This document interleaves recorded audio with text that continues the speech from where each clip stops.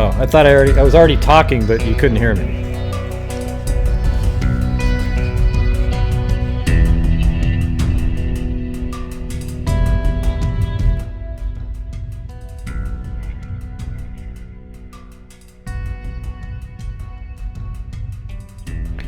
It'll just be another minute or two. I gotta do something.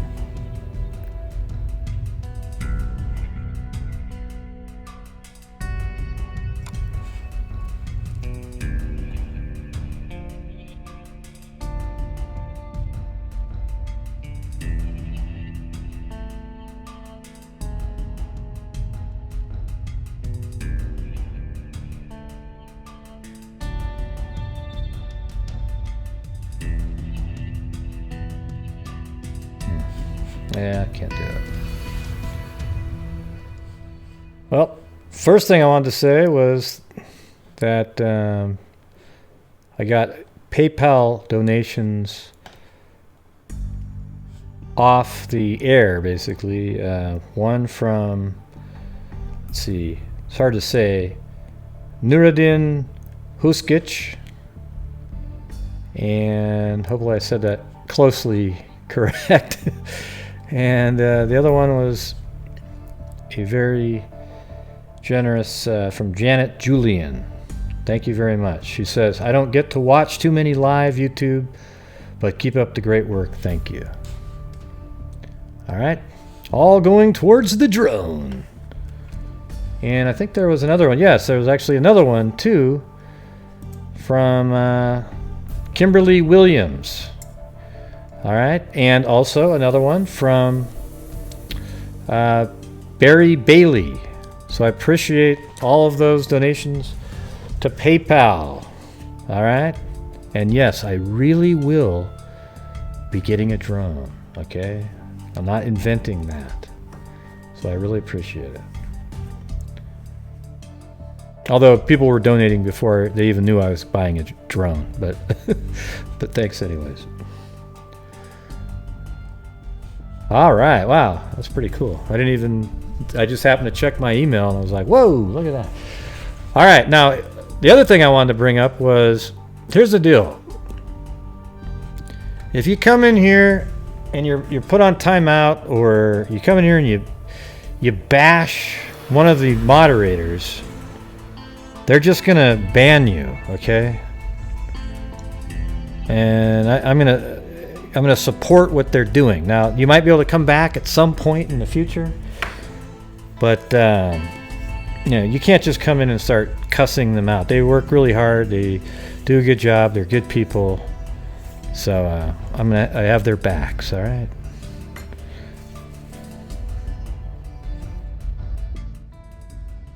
I mean, just look at Vic, for Christ's sake. All right. The guy's recorded every single one of my quotes. All right.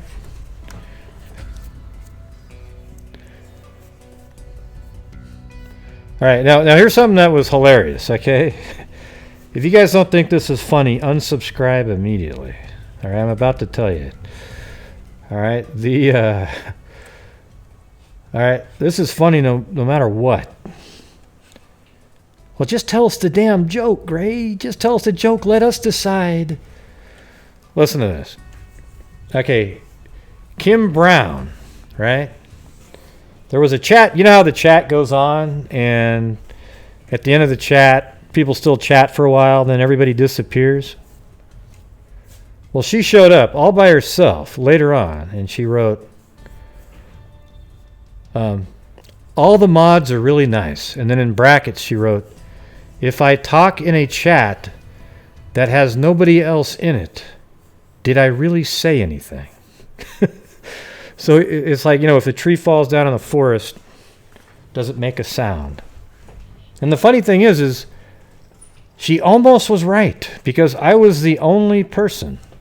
I just happened to leave the window open and then came back and saw it.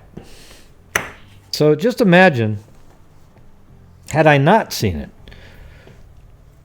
that statement would be true, wouldn't it? It's not like she'd come back in and say, hey, everybody, did anybody see all the mods are really nice comment that I made, and then I also put in parentheses. Here, look, this is literally the quote right here. I actually kept it just because I was actually literally laughing around.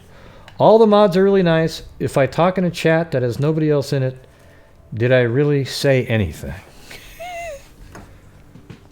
Come on. That's money.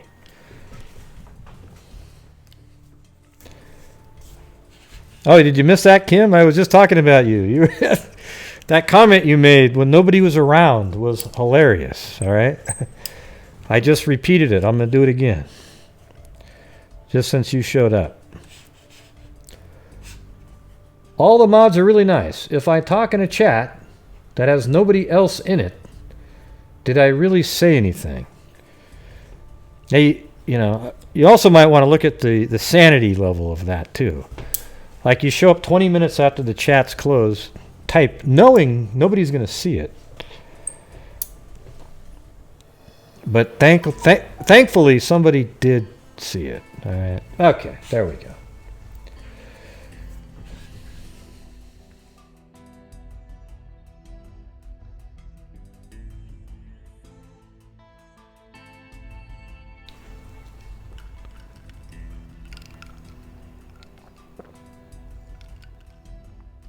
Yeah, it's actually pretty funny that she thought of that.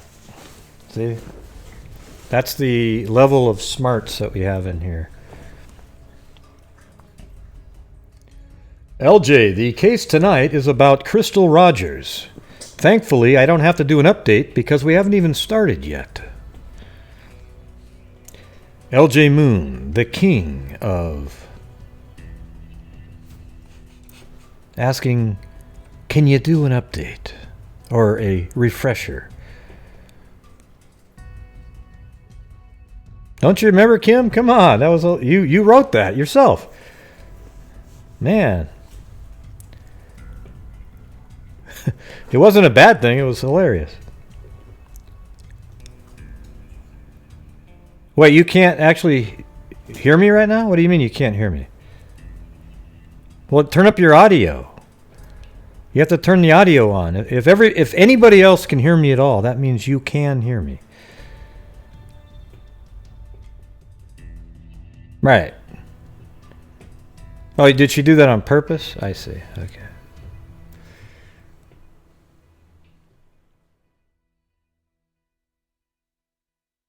Yes. This whole intro right here is going to really piss off the people that always have to comment. Gray, get to the point, I mean, I come on to watch the... Okay, great. I know that. You can, when in my standalone videos, that's fine, all right? This is right here. We're going to go over the Crystal Rogers case. And believe it or not, I knew it sounded familiar. I did watch that first episode when it came out on Oxygen, because I think Danielle Hallen did a video where she said that she mentioned watching it. And so I went and watched the first one, and it was amazing.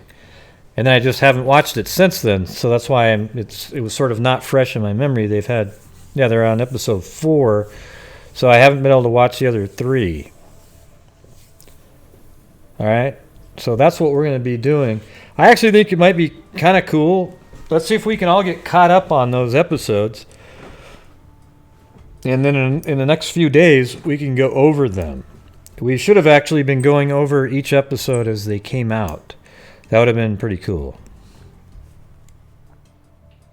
Because it's a pretty fascinating case. It actually seems a little bit like the Rachel Del Tondo situation. Just a lot of messed up stuff going around in the town.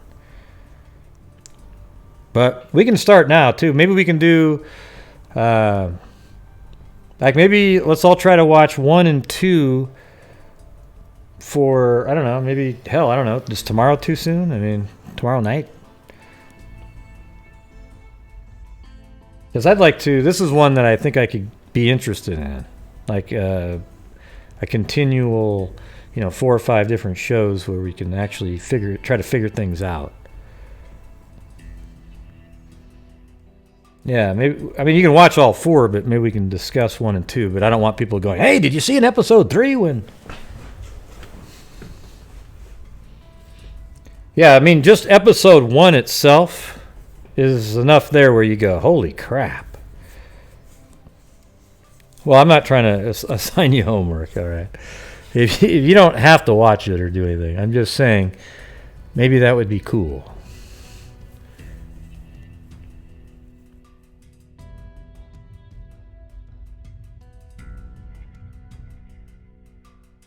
Yeah. Sorry about all the different lives today, but, why not? All right, so this is Crystal Rogers here. I guess she has. I mean, maybe she's still alive somewhere. Probably not, though. 5 kids, I believe. And let me turn down this music a little bit. I mean, this article right here, actually, it's not this one. I have to go get the one. Shoot. I gave it to Darlene. I'll go back and find it really quick. Hold on. This isn't the one, though.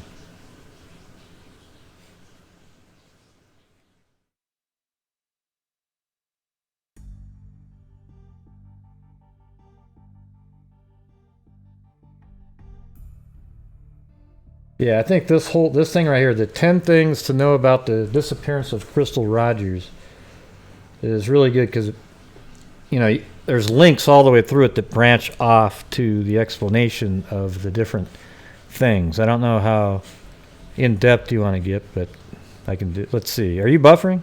Somebody said they're buffering. I'm not dropping any frames, so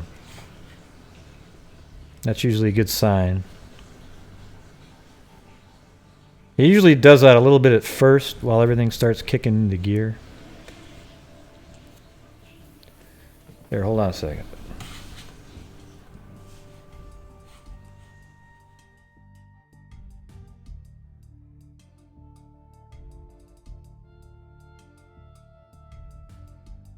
Yeah. Look at that. We have 19,716. Almost getting to 20. Not too bad.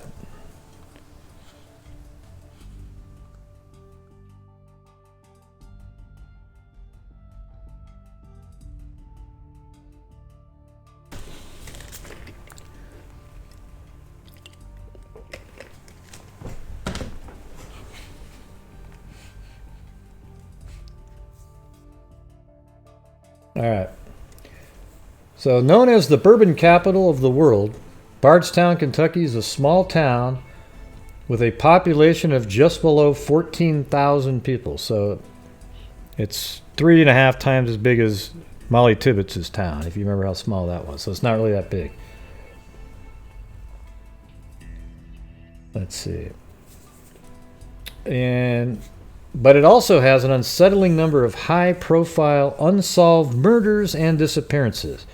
And what's sad about that is just not too long ago, it had won the award for like the best small town in the United States or something like that. Crazy, right? Chief among them is the case of Crystal Rogers, a 35-year-old mother of 5 who hasn't been seen since July 3rd, 2015. Which is kind of ironic because remember that case earlier today? That it was also July 3rd was when that party was, but I guess she went missing on the 4th. So, yeah. And a year after this one. Not unlike the mythic feud between the Hatfields and McCoys, which happened nearby, the search to find out what happened to Rogers soon led to acrimony between her family and the family of her boyfriend. That guy's there's some really sketchy stuff with that guy. Over the ensuing 3 years, the drama around the disappearance would include accusations of police interference, the still unsolved shooting death of her father, and a sign campaign straight out of the movies 3 Billboards Outside Ebbing, Missouri. Jeez. See, that's where it's a little bit like the Del Tondo case, right? You got the police in there. You got things are unsolved.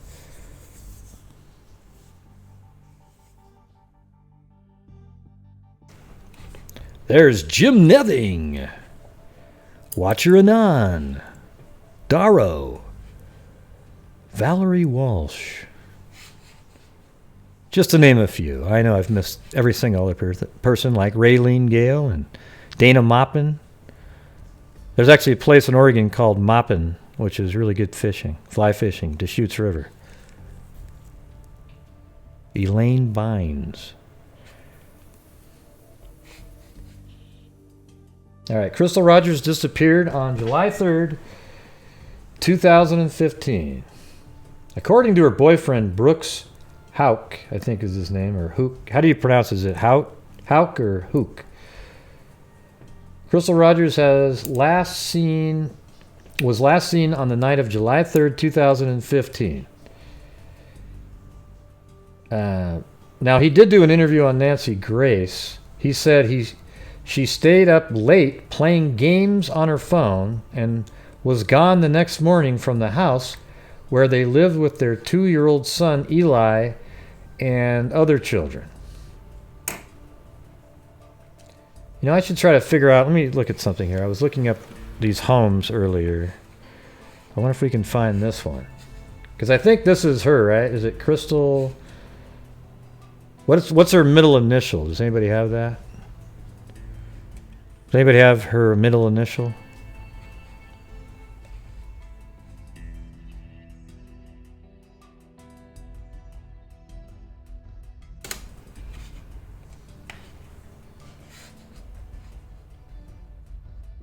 Okay, this is going to be the boyfriend. There's only one. And I wish these had dates on them right here. Hey, thanks, Kelly. If anybody can find her middle initial, that'd be great. You know, teamwork.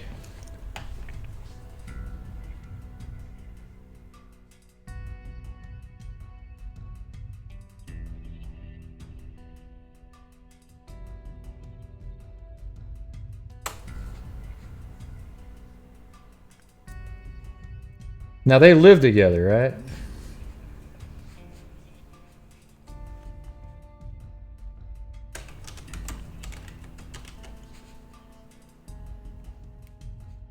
That is her then. Cheryl. Okay, so she's about 38 right now. So this is her. This one. Oh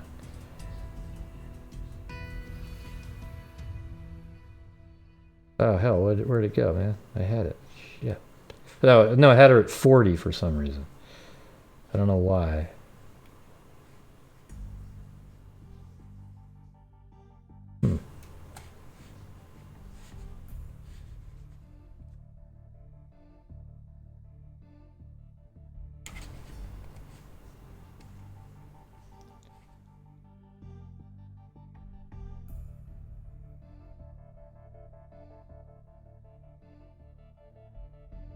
Okay, is this one?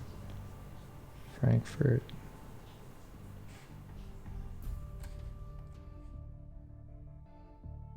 That's bizarre. I actually found it earlier. Now it's not showing up in the same exact search.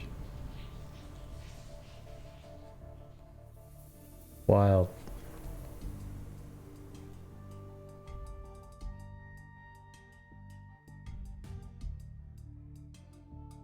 Amazing.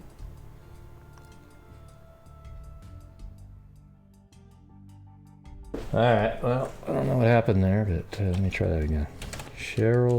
Oh, wow. There you go. Keith Cashflow. See, that just shocked me right there. Hey, everybody. Did I spell that wrong? C-H-E-R.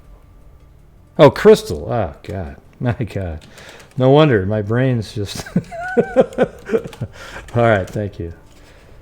Yeah, I was sitting there going, "What? That doesn't make sense. I had her. She was 40. See that? Even I can make mistakes. Even the great I. That's a joke, by the way. Remember that intro that I had? It said, what the heck was that? The legend in his own mind. Yeah. Sorry about that. Yeah. If I had just looked over at the chat about 10 minutes earlier, I would have been able to see it.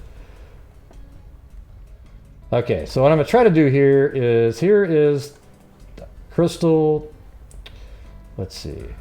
That says Bardstown. I don't know if that's the same one, though. That's what's kind of strange. There's actually...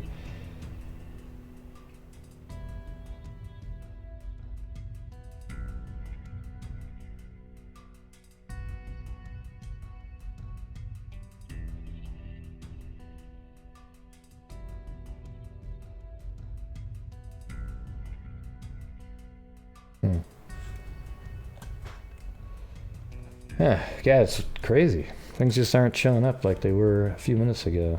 That was interesting. Maybe if I look under here, her name will be there.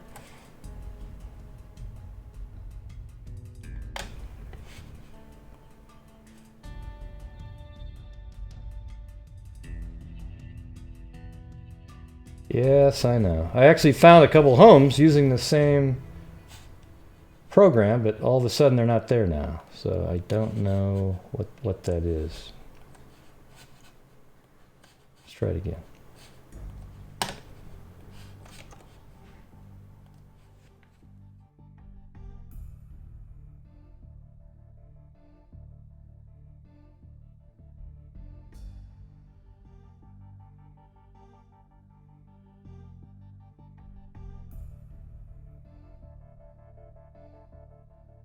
This has got to be it. Yeah, that's the one right there.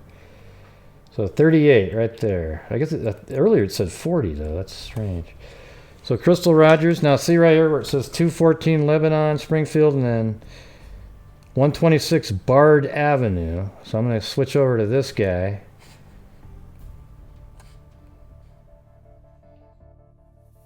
And see, I'm trying to find a commonality in here. Because they live together, right? Didn't they live together, both of them? Yeah, no, she's 38, not 40, but it said 40 earlier. On another one that I found, the same exact one, though. I don't know why it changed. And it was actually up here, too. It was weird. But so look at this. We've got Crystal M. Rogers. That's going to be her. Lives in Bardstown, unless there's another Crystal M. Rogers in the same town that just happens to be 38. Right. Okay, and then if you go down here, this is where it lists, you can see Ballard. I think that's what her mother's last name is. So if you go down, I think that's probably her maiden name, to be honest with you. And what was her sister's name? Her sister's name was Brooke. So let's see if there's a Brooke on here with the last, let's see, hold on.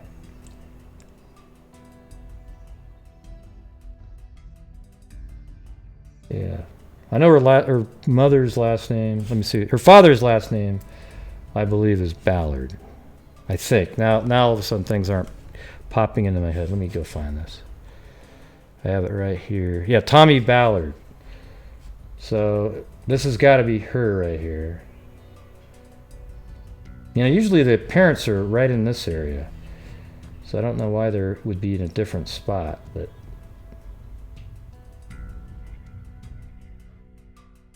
like maybe Thomas.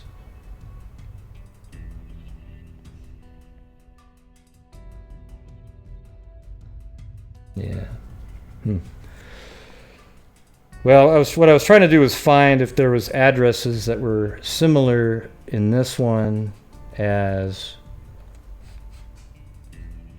Brooks, but I don't see it. Let's see, maybe there. Let's see, 113. Is there a 113 over here? Oh, right there. Okay. 113 Glenview Drive. And 113. So that might be where they live at the end. Because that's a shared address, right? And they did live together, right? I know I've already asked that. I just haven't looked over in the chat. So there's another one. All these addresses are places she's lived in the town. She lived over here too, and then let me put one right here.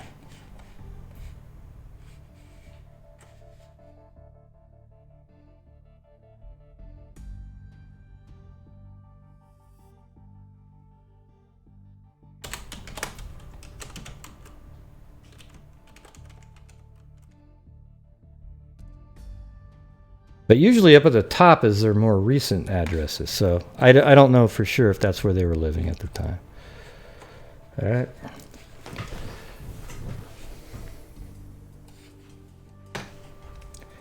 Yeah, so he said she stayed up late playing games on her phone and was gone the next morning.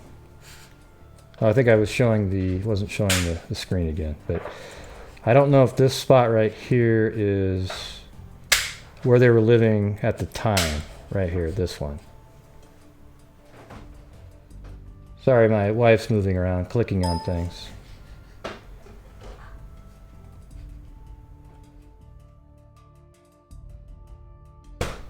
She lives here too. Yeah, Brooks, right? Yeah.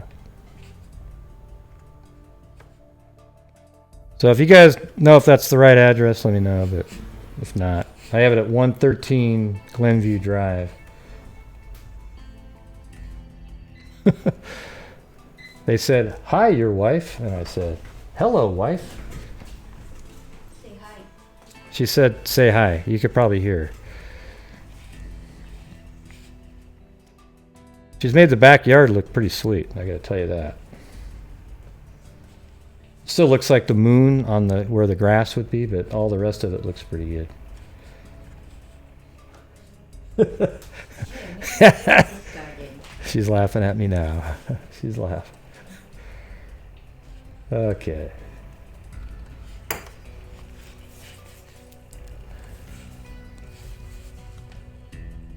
Okay, on July 5th, I told him I'm going to the police department to report her missing. So let me just go back up there. He said she stayed up late playing games on her phone and was gone the next morning from the house where they lived with their 2-year-old son Eli and other children. According to radio station WKR, Brooks did not report her missing for 2 days. And ultimately, it was her own family that went to the police. So that right there is pretty dodgy. I told him I'm not going to the police department to report her missing. And he said, "That's what you should do." Wait, I told him I'm going to the police department to report her missing. And he said, "That's what you should do," Roger's mother, Sherry Ballard, told the Kentucky Standard. That's in that first episode. On July 1st, police find Roger's maroon Chevy Impala abandoned with a flat tire on the shoulder of Bluegrass Parkway. Now, they said it was near mile marker 14, but I know where the highway is, but I wasn't just easily able to find it. Like, that's Bluegrass Parkway right there, this thing. And I don't know where mile marker 14 is. You know, where 1 is. I don't know where to start to go look. I found 32, but I wasn't going to go do some Google Earth, Street View, drive 32 miles down the road. I didn't have time before we went on here.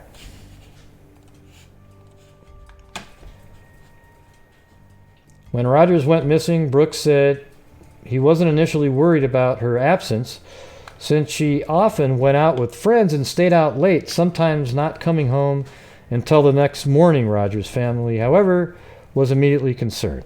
Yeah, and then on the Megyn Kelly show, the family denied that. They said, no, she didn't do that. She didn't stay over at people's houses when they got in an argument. The stories just don't add up. You just don't go to bed and God, see this. There's this little thing hidden on there. Let's put over the top of the word there. Let's see. The stories just don't add up. You just don't go to bed one night and not know she's gone, and then not worry when she left the baby. Like, see, she left her own baby sitting there. Like, would she actually do that? Like she's going to go out and just leave her baby at home. He has not offered once to search or help. See, isn't that a little strange too? He's never offered to help search or do anything for the family, she said. In an interview with Nancy Grace, Brooks admitted he and Rogers had a stressed relationship at times, but emphatically denied having anything to do with her disappearance. I'm 100% completely innocent in this, he said. Despite Rogers' family criticism, he claims he was helping search efforts behind the scenes, of course. Remember like Scott Peterson? And said that his polygraph test was determined to be inconclusive. Kentucky State Police officially named Brooks Houck a suspect in Crystal Rogers' disappearance in October 15, according to NBC News. I think it should have been on October 15.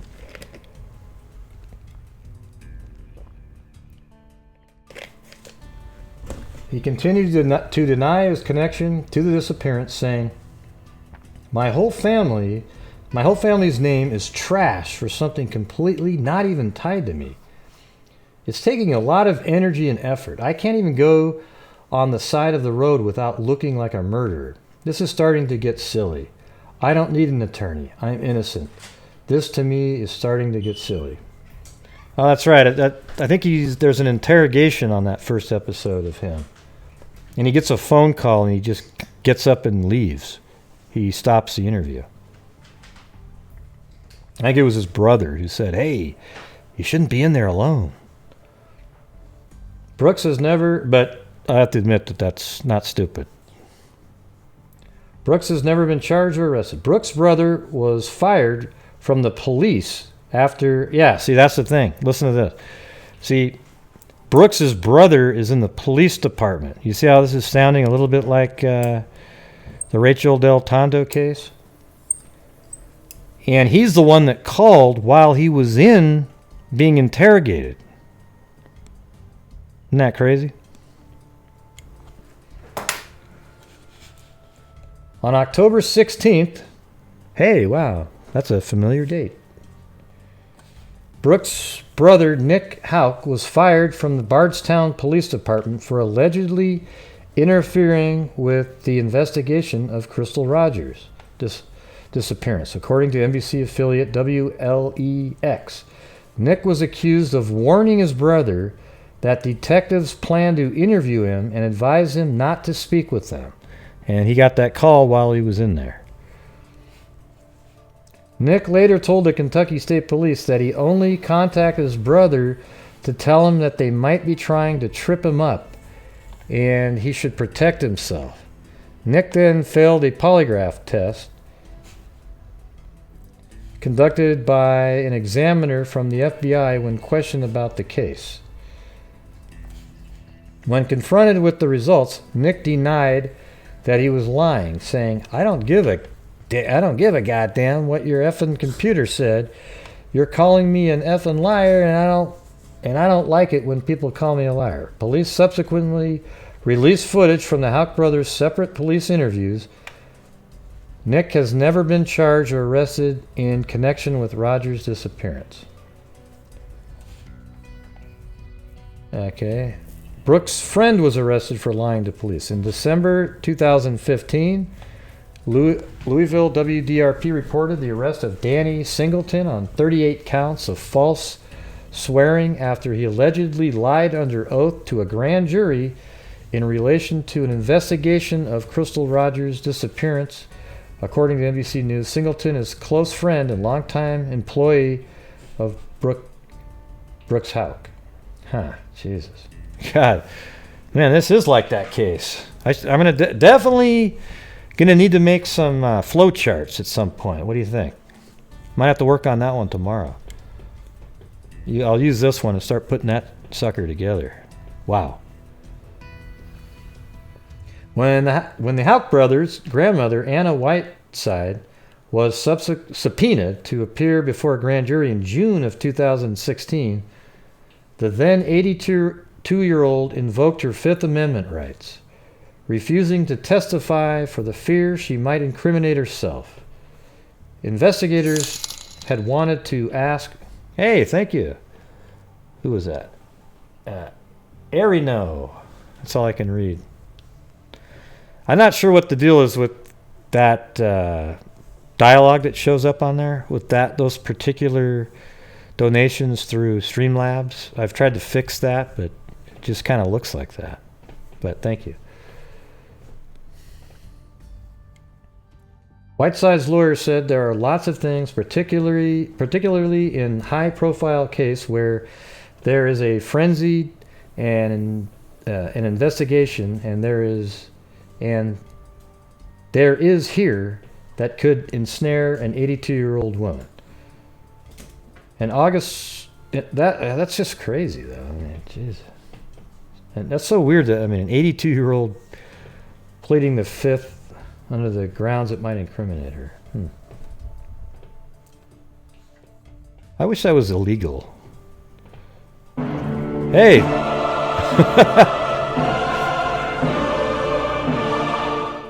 I sent you a email on 2 missing people in NC.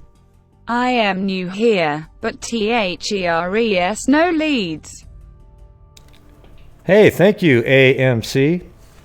I'll check those out. Do you send it to the tip line or my regular grayhughes2@gmail.com?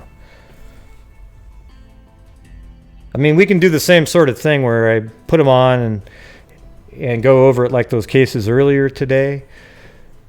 I mean, it's good just to have them out there, right? I mean, the thing is there's nothing on all 3 of those, really.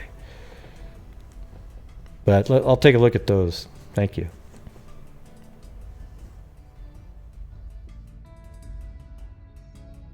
The tip line? Okay. That August, Whiteside's home was searched, as were the homes of Mick Houck and his mother, Rosemary Houck, where several pieces of farm equipment were seized, according to WLKY. Whiteside's home... Well, it sounds like the police are doing something, you know? If they were all part of a big cover-up, they wouldn't be doing these search warrants and checking out equipment and so forth.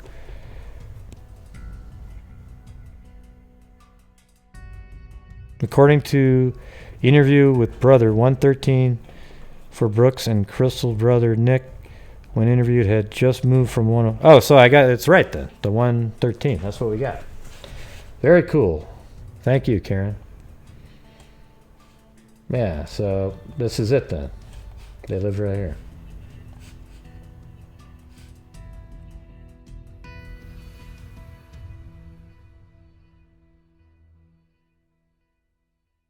And it looks like there's some bikes and so forth for their kids. And look at that. It looks like you can actually see 1, 2, 3, 4 bikes, and the other child was an infant, right? Probably wouldn't be riding a bike.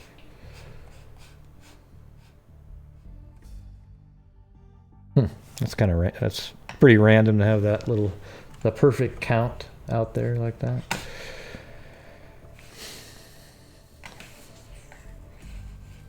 Yeah, it's kind of a nice, cute little house there, wasn't it? Roger's father was killed in an unsolved... Now, this part, to me, when I watched that first episode, it just blew me away, right?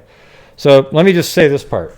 Her father did more investigating than any of the police were doing. I mean, he had this packet, like a box full of absolutely all this great information, and you'll see that in the oxygen episode.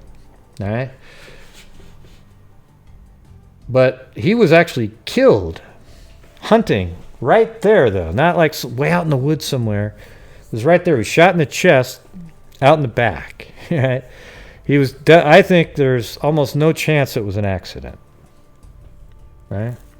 On November 19, 2016, Crystal Rogers' 54-year-old father, Tommy Ballard, was fatally shot in the chest by an unknown person while waiting in a field for his grandson to go hunting. His family believes The same person is responsible for both Tommy's death and Roger's disappearance. When that happened to my husband, wife Sherry Ballard told WDRP it was no accident. Well, yeah, I mean, how could it be? He didn't look like an elk, you know, or a deer. Look, they actually had it listed. Let's see, where is that? Right here.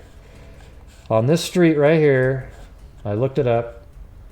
It apparently was on. Let me get the name of this. I don't know how far I have to zoom in. Ed Brent Road. Ed Brent. So it's EDBRENT Road.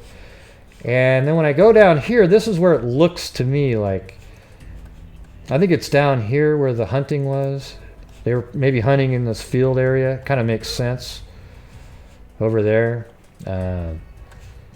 If I go to Street View, it ends right here. And if I remember watching the show, it looked a lot like this. Like out in that field, but I can't go any further down this road. So, but the shot was, on the show they actually talk about, the guy thinks he can actually see where the gun was rested on a tree and that he was just executed. Like sniper style, you know? Yeah, they were just going to do some hunting out here.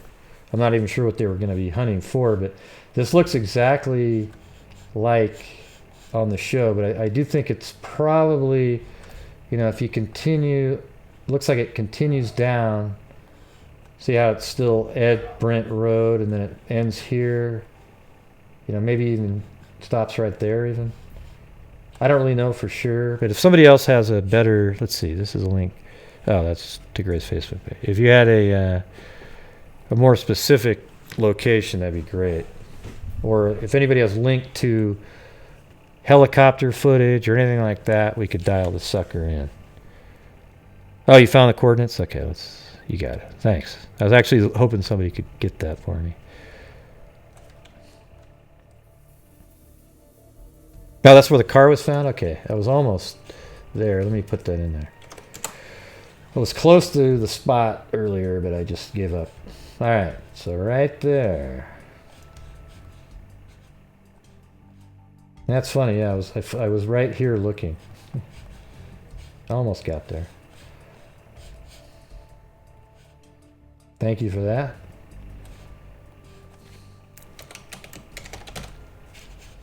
Yeah. And so her car was just found on the side of the road here too. And the father, you know, those guys looked all over the place. I don't remember. I don't know if it was on. I think it was on this side, the side we're on, because I remember in the footage looking back and it seemed like cars were coming like this.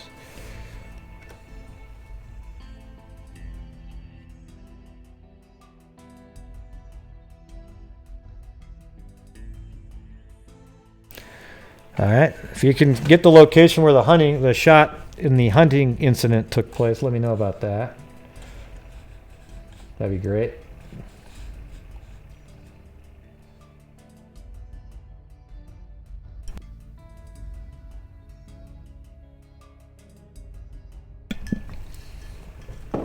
Dr. Piper is in town.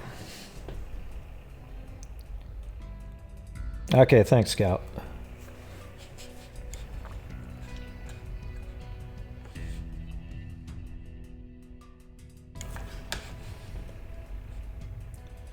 All right, so it says when that happened to my husband, it was no accident. Sherry believes Tommy was getting close to finding out what happened to Rogers before he was killed. And the two hosts of the Oxygen series, they actually acquired the box and have been using it. You know, the information. I think it was a box. I can't remember if it was a box or a binder or something. But it had all kinds of information. And it was really connecting dots and so forth. It's pretty cool.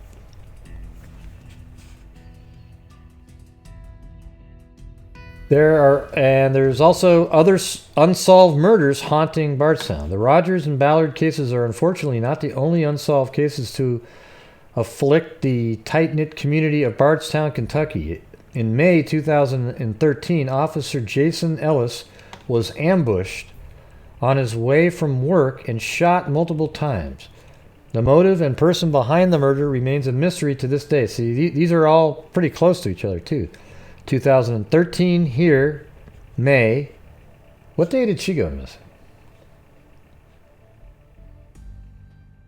I thought it was like May too. July, right? Okay, there it is. So that wasn't right. So she went missing in July. We have a May there, April there. And when was the dad shot?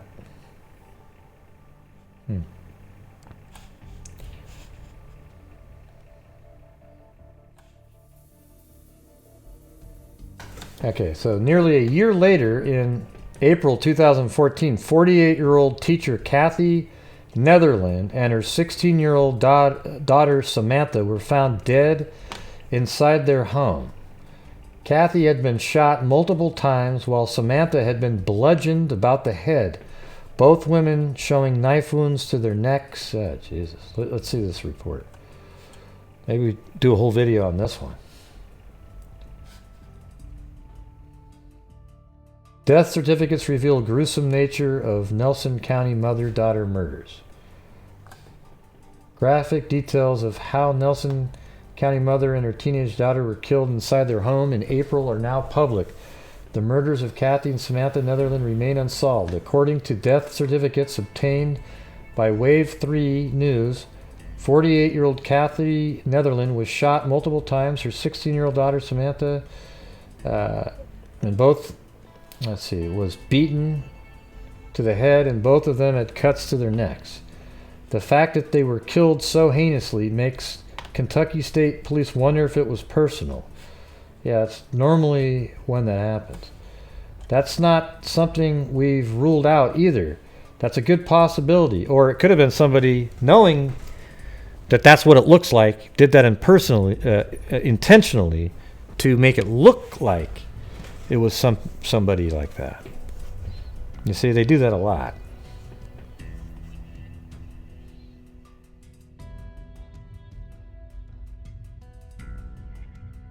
Mary's at the post office. Ooh. Come on, everybody, say spooky things. It's okay, Mary. Just type something in really quick if something happens. Or Marie. I keep saying Mary.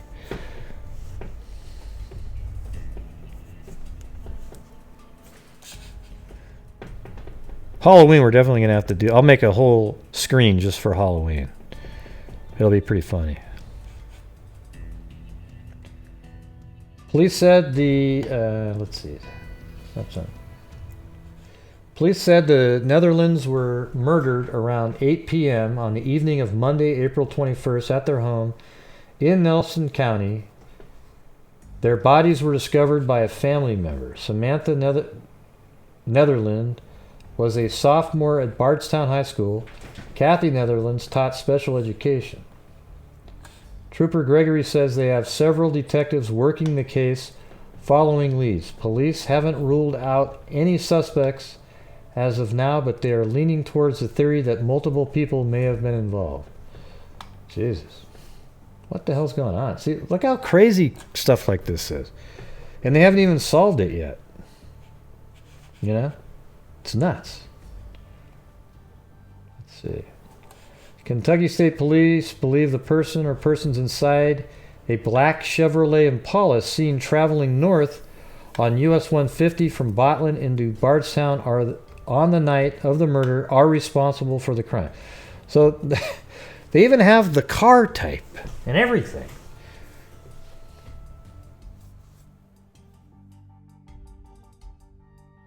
Wow, I took a tangent because this is another one in the area, but jeez. Troopers released a photo of the suspect vehicle taken from video surveillance. Well, where is it? Is that it right there? Oh yeah, look at that. That's wild. This is a surveillance photo of, it's so small, that writing, of the suspect vehicle. Police are searching for a 2006 to 2013 model. Wow, that doesn't really narrow it down too well. Seems like you should be able to narrow that down a little bit better than that.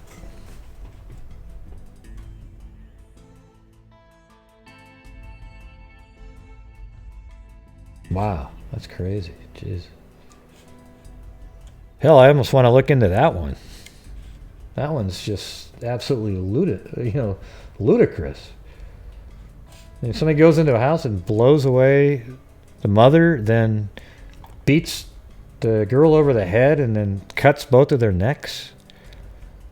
Sounds just nuts. It looks like it had to have been something that was planned too, to go there, just to do that. Anyways.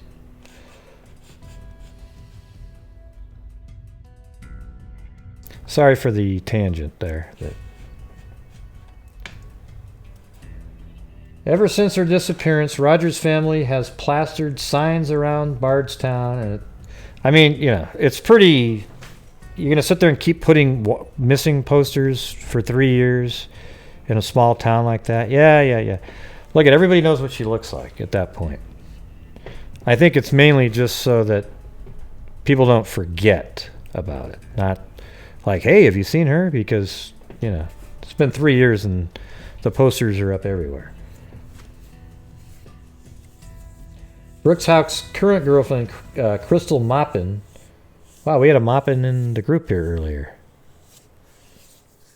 Was arrested after she was allegedly caught on camera ripping up signs. Can you believe that crap? Listen to that.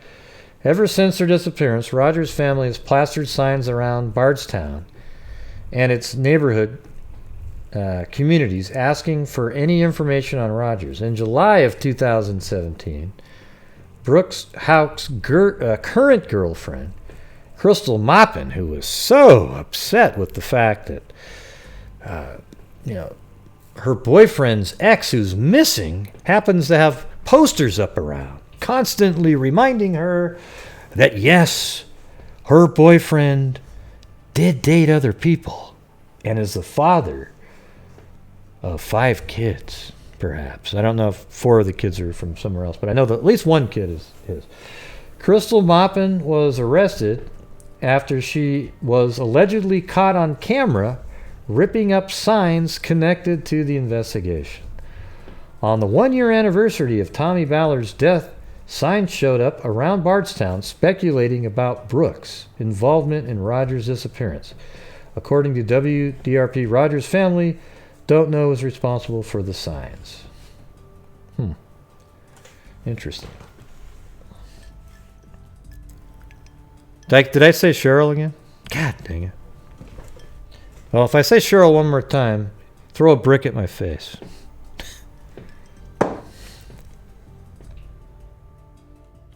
Boom! Like that.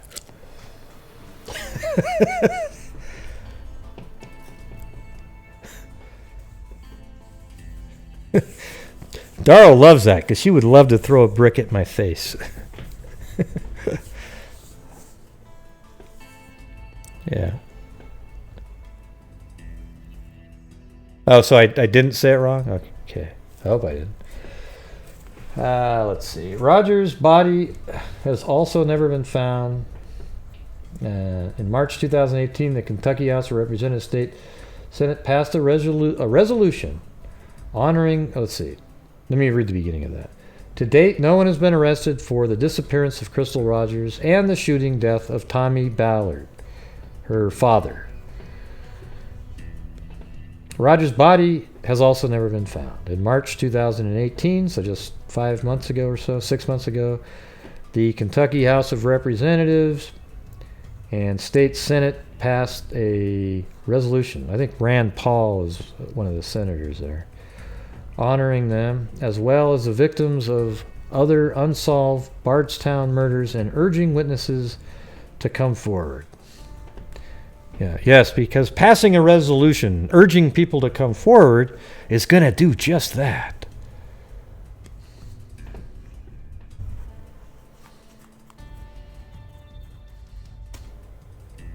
Man, if it only worked like that, wouldn't that be great?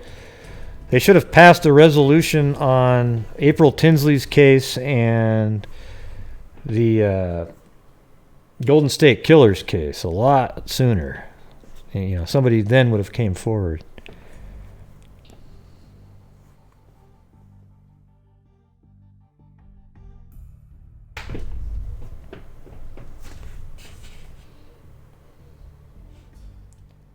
So let's see if there's any links here.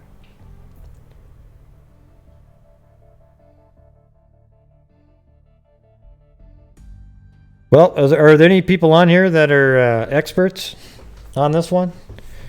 Maybe you can call in and we can talk about it a little bit. But I think we need to sort of watch the Oxygen special, and then we can come on and really dial this sucker in, We'll get it all dialed in like we did the Molly Tibbetts case. People are talking about this one too, so...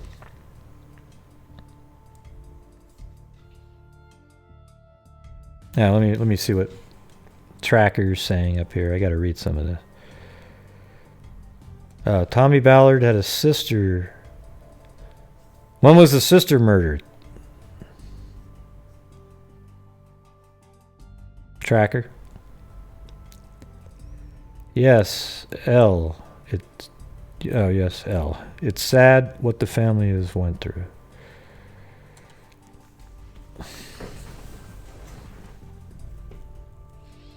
Well, that's the dry humor there, Roxanne. That's exactly right.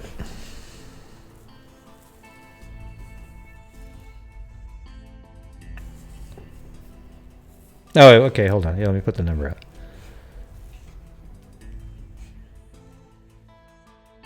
Don't call yet, though, because I don't have Skype open yet, so just a second.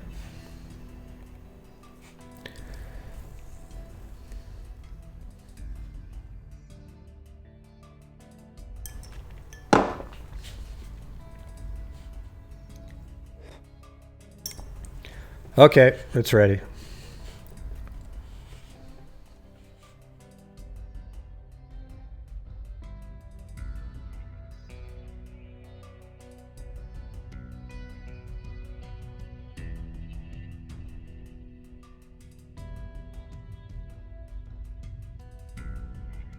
Dial in.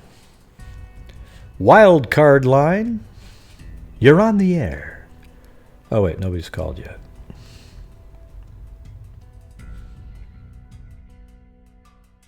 East of the Rocky. East of the Rockies. Hello, this is Gray. You're on the air. Hey, Gray, it's Tracker. Tracker 419. Tracker. Now you need to have some numbers at the end, right? With the Yeah, well, I got Tracker 3 on there. Oh, Tracker 3. Kentucky. Oh, okay, cool. All right, man. What do you got? Well, I live in central Kentucky. I'm probably, maybe an hour and a half from Bardstown. I actually work with a couple of guys from Bardstown, so that story's been pretty popular with us here in the home state. So, don't want to give too much away as far as any spoilers or whatever, because I know you're talking about watching the Oxygen. How is the series? Is it pretty good?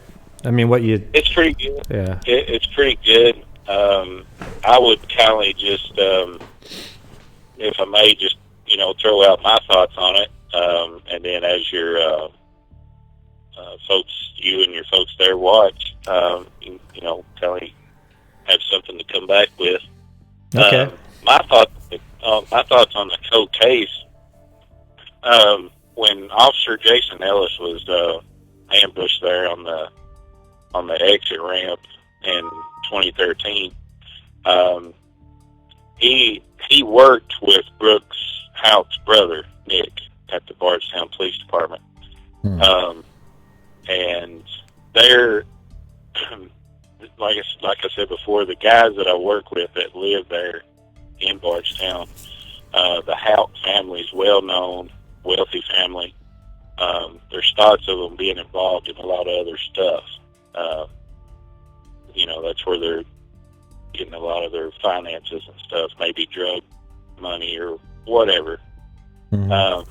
But the thought was that Jason Ellis, he was a K-9 officer there at Bardstown, and may have come across something, got close to something or whatever. He gets ambushed, and then I'm thinking that, some time goes by there. We're now in 2015. Crystal, his girlfriend to the police officer's brother, she may have come across something, might have heard something or whatever.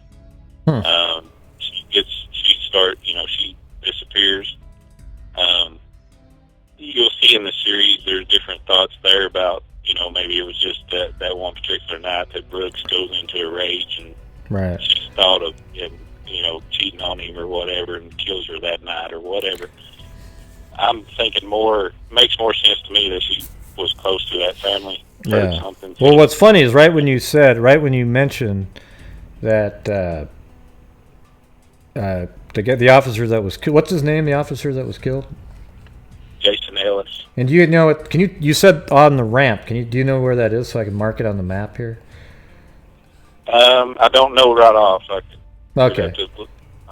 Okay. I don't but as soon as you mentioned that they worked together, in my head came up with that exact scenario that you just mentioned. It was weird. Yeah. I was like, oh, okay. Yeah. Well, wow, that's weird. That now there's a connection, and then his brother tried to keep Brooks from saying anything while he was being interrogated. Right. So it's weird. Yeah. As those episodes go on, I look forward to you and your listeners to comment on all this, and it gets really good. The episodes are pretty good. It kind of ties it all in. But to go on just a little bit further, and I'll be quick and hang out and listen to your comments. As I said, I think Crystal may have come across something, being a part of them, and she ends up disappearing. And then, like you had already said, her father was really investigating, doing all the things he does. They'll show there that how he was shot and killed clearly wasn't a hunting accident of any sort. Yeah, no way. No. And then you have the mother and daughter. There's so many similarities, coincidences, if you will, whatever, about all these murders in Bardstown. Here's one that just pops out that I think it may have no connection whatsoever, but it's just a weird coincidence in my opinion. That mother and daughter that was murdered in their home, she was a special needs, special ed teacher. Officer Jason Ellis had a special needs child. I don't know age-wise if she was a part. I don't know if that child was in school yet or whatever. But all these little things, there's all kinds of... That's interesting. Yeah, because then there'd be a connection. Yeah, it has a feeling like... Let's just take the mother and child out of it. The other three people, the officer, the father, and Crystal, all being killed, seem like they're related. Like they all came across something. Somebody didn't want what they saw out, basically. Whether they all came across the same thing or not doesn't really matter. It's the father was looking into and getting close to finding out something. Then Crystal may have already known something, and then the officer might have discovered something, right? Because and then there's a thread that connects them all. Although in small towns, sometimes it's easier to make connections than, let's say, a town of 1 million people or 300,000. And I think your comment there a few minutes ago about the signs and all the stuff still up. We travel, even where I'm at, being an hour away, we see stuff about Crystal Rogers, and I think it's more of just this whole situation of not it's one of them deals where the family thinks they're for sure who did it, Right. but they can't come up with any charges or whatever. So it's just a constant reminder for those folks. Yeah. Not, she's still just missing or whatever, but hey, we know what happened, and here she is, and we're not going to let you forget it. That sort of thing. Yeah. Wow, that's interesting. I don't know if do you have my email? It'd be cool if you could send me that stuff in an email and maybe help me out with where they found the officer. It'd be kind of neat just to put it all together. I don't know. You don't have to take your time to do that, but if you had some of your thoughts written down, I could, at least at the end go, hey, look at that. And what was your name again? Oh, yeah, it was Tracker 3. Yeah, Tracker. Yeah, that's your username, yeah. That's my username, yeah. I mean, I doubt your mom would name you Tracker, and then 3 is a middle name. No. No, I'm just kidding. Yeah, you were smart enough to have a name that wasn't really your name. Yeah, not me. But well, that was interesting. But anyway, I'll end, and we'll work on it. I'll put some stuff together if we can, and I'll get my buddies at work, and if they've got anything going on, like I said, one of them still lives there, just outside of Bardstown, and both of them's from there. So yeah, maybe we can just get some stuff for you and send to you or whatever. Oh, that'd be cool. But I appreciate the time. My wife and I love to listen to you and watch you, and so. Oh, great! Wow, we just got lucky. You happen to live in Kentucky, but you'd been watching prior. I thought maybe you just showed up, but I've seen your name in there before, so I should have realized. We've been listening for a little while now. Oh, great! Well, thank you very much. And that was actually really right there. It was interesting because I think that's why I think it's a little bit like the Rachel Del Tondo case. A lot of weirdness, All right. Right. Yeah. All right. Well, thanks for great. calling. I appreciate it, and I'll hang up and continue on here listening and see what the folks have got to say. All right. Thank you very much. All right. Thank you. All right. See you. Bye. And that was Tracker 3 with some inside information or thoughts, anyways. I think he knew he could have said a lot more, but he didn't want to spoil it for us. But there's 3 more. There's 4 episodes out there. So I guess if you want to watch all 4 of them, go ahead.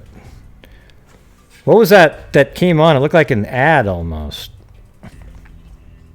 Like Odris Izquierdo said, "Hi, Gray, please watch the disappearance of Crystal Rogers on Oxygen." It almost seemed like she must work. We were just talking. Oh, there we go. Random Vince moonwalking across the stage. Oh wait, I was just gonna sing the song. Forget it. Yeah. I make myself laugh. Okay. Yeah, does she work for that company or something? It's interesting. Didn't seem like a regular comment.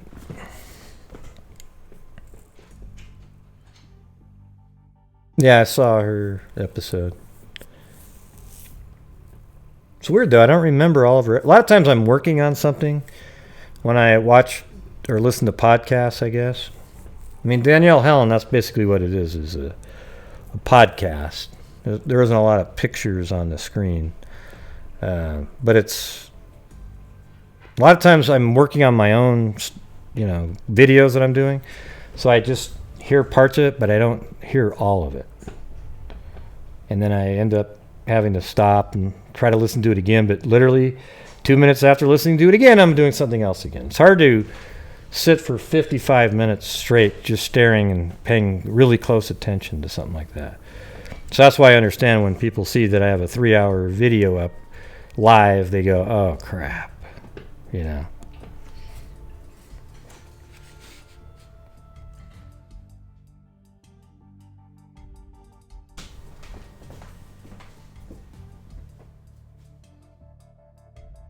That's the exit where the officer was killed?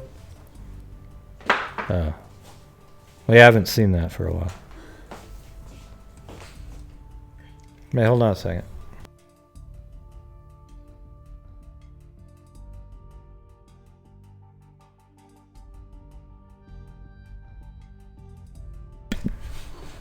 Okay, so what'd that say? Exit 34 off. Wow, that's so weird. That exit 34, I was actually on that. Remember earlier in the show I said, yeah, I found like exit 30 something. That was the one. That's hilarious. Like, what are the odds of that?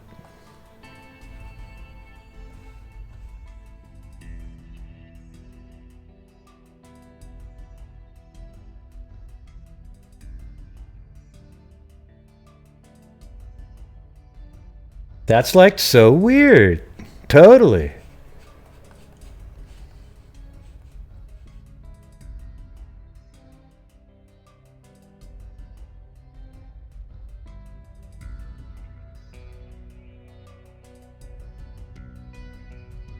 Oh, that's exit 10 there.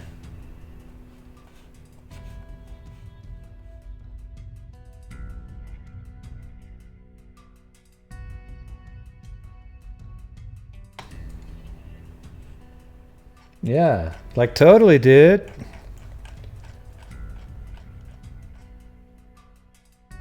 Oh, so that's the other direction. Okay, good.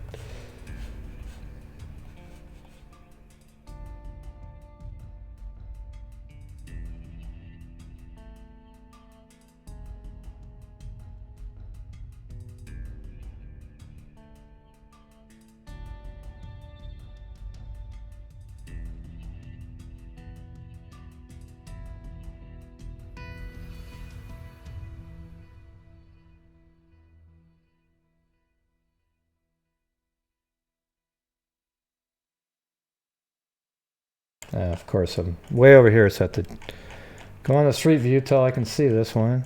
Of course, somebody will have a coordinates here in about a minute, but this is what I like to do. Gives me a better feel. Do you say exit 34? Well, by God, if that doesn't say exit 34 on it.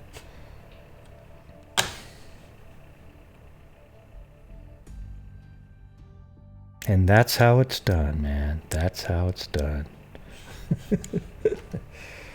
All right. So, I guess on this ramp somewhere, right? I don't know which direction, but we'll just put like this.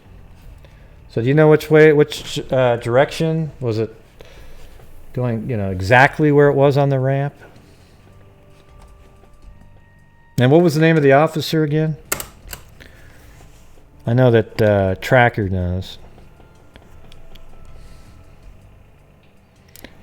Yeah, for sure, nothing.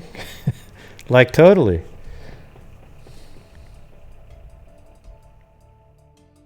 Yeah, it did say in the article. Let me go look.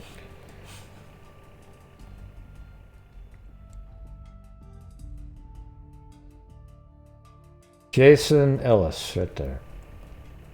Actually, let me click on that.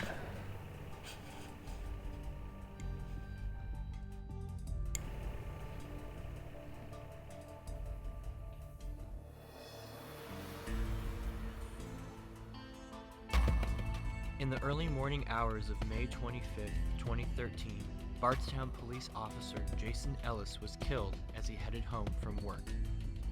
Around 2 a.m., Ellis clocked out for the night, taking the Bluegrass Parkway home to his wife and 2 young Now we'll get this same route he always right took. away here. Come on, He keep got showing off it. the highway at exit 34, but stopped on the ramp when he saw something blocking the road. I was gonna put a mark right there. Ellis stepped out of his vehicle to remove. That's funny. I was gonna put a pin right The there, darkness, not there, bullets but flew, striking at least I'll be honest and say, oh, I didn't get it right exactly. All right, hold on a second. We'll watch that again in a second.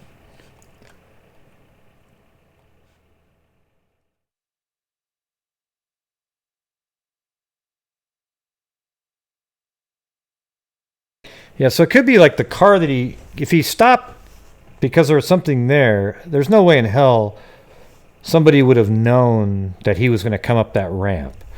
But it could be that when he went up the ramp, he stumbled upon something he shouldn't see in that car. You see what I'm saying? Well, I'll be honest. I wasn't going to click on the exact spot, but it was about 10 yards over to the left. I mean, I'm not even making that up, but why would I put it there when there was no evidence? 5 years later, the case remains unsolved, and many question something blocking the road. Ellis stepped out of his vehicle to remove the tree debris when out of the darkness, bullets flew. So he was ambushed. Huh. So how did they know he was going to be going up that ramp? Or are they just going to kill any cop that went up that ramp? Or anybody that stopped, even? Striking him. 5 years later, the case remains unsolved, and many questions are left unanswered. Was Jason Ellis specifically targeted? How many people took part? And why? Why would someone take a life that night? One challenge in solving the case: the location of the ambush. This is just like that Megan case, around a weird corner like that. Here, hold on, I'm sorry, I was talking. How many people took part? And why? Why would someone take a life that night? One challenge in solving the case: the location of the ambush. Much of the exit ramp is hidden from view by tall stone embankments. The curve of the road shields much of it from view when on the highway. There are a few homes or businesses nearby, and the shooting happened in the middle of the night. Anyone with information... God, that's just so crazy. Police, God. 800... There's like nothing normal about this case, is there? Seriously. 222-5555. I mean, whatever normal is, or right? Email elliscaseetips@ky.gov. For the Jesus. Okay, well that helped a lot. Let's see. I'm going to go right there right now. I bet you anything there's still signs exactly where that was. I mean, I'm just going to get... I think I can even see it right there. Look. From right back there, you can see that there's the flags and everything are right there. So this is exactly where it was.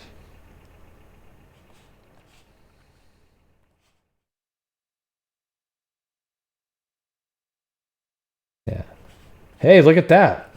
10 yards to the left, huh? Right where I was accidentally going to put it. It's a miracle.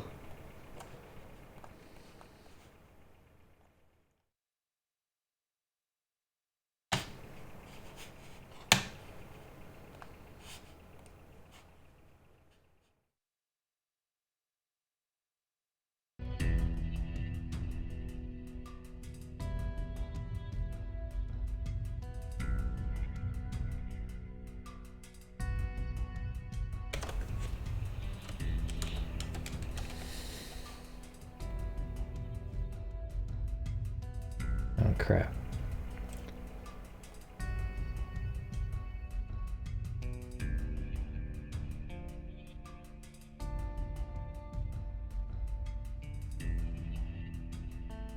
That is so wacky.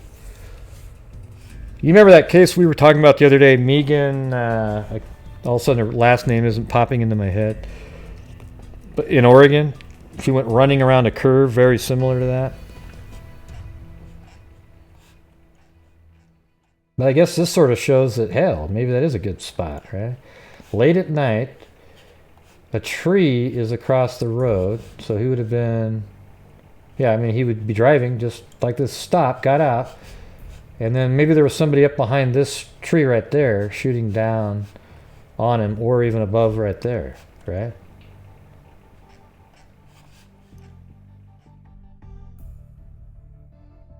I mean, it's totally, you're absolutely, that's almost military-like ambushing right there. You know, you get an elevated position, shooting down, the people down below have no chance whatsoever.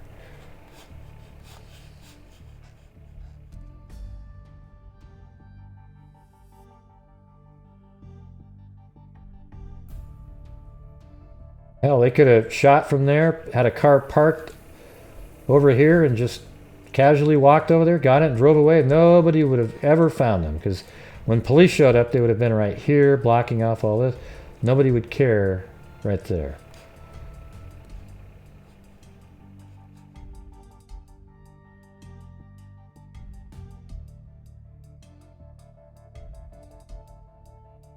Jesus. It's unreal. Thank you, keeping it real. It says, love your work, Gray. Thank you for all your hard work. Well, I appreciate that. I have to admit, it does get confusing. I don't know if you guys, when you were watching John Lorden today, you probably heard him say, when somebody asked him about a case, he didn't remember the name, because I too am not good with names a lot of times. And when you're looking at so many different cases, once you get it back in front of you and the name and everything, then you sort of start remembering all of the details. But it's so hard to just be working on all these cases and someone says, hey, what do you think about... Now, there are some cases that you just remember. Like, I'll always know all the details in the Delphi case, probably the... I mean, it's not solved, but, the stuff that I do know about the flow is what I know.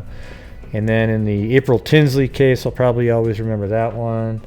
Kanika Jenkins, obviously, even though that's not even a case, it's just it's been turned into a nightmare by a lot of people. So after you've been doing it for a long time, there's a few that you'll always remember, but the ones that you work on that there isn't a ton of information and you don't cover it for a while, you forget them. And it does suck. It makes you feel bad. We're not trying to be disrespectful to anybody, but it might feel that way when you don't remember the name or say their name right or something like that.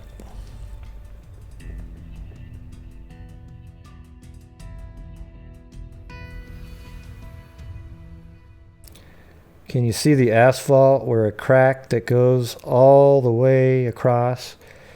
They went to the top and shooter saw him coming. He would not even seen anyone. Right. Well, I just think if you're up on the top of there's two bushes.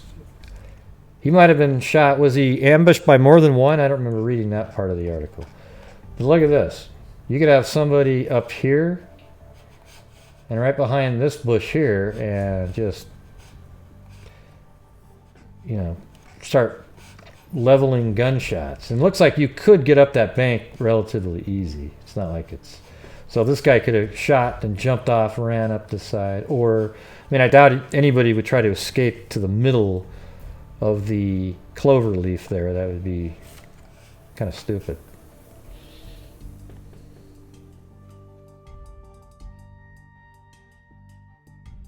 Thank you, Fierce.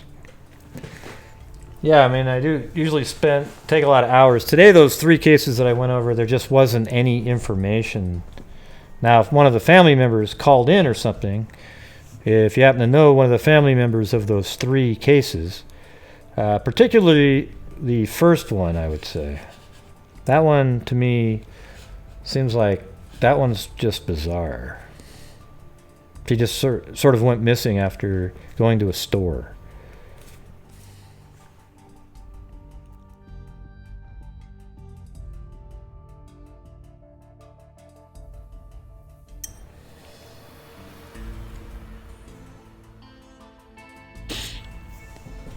Yeah.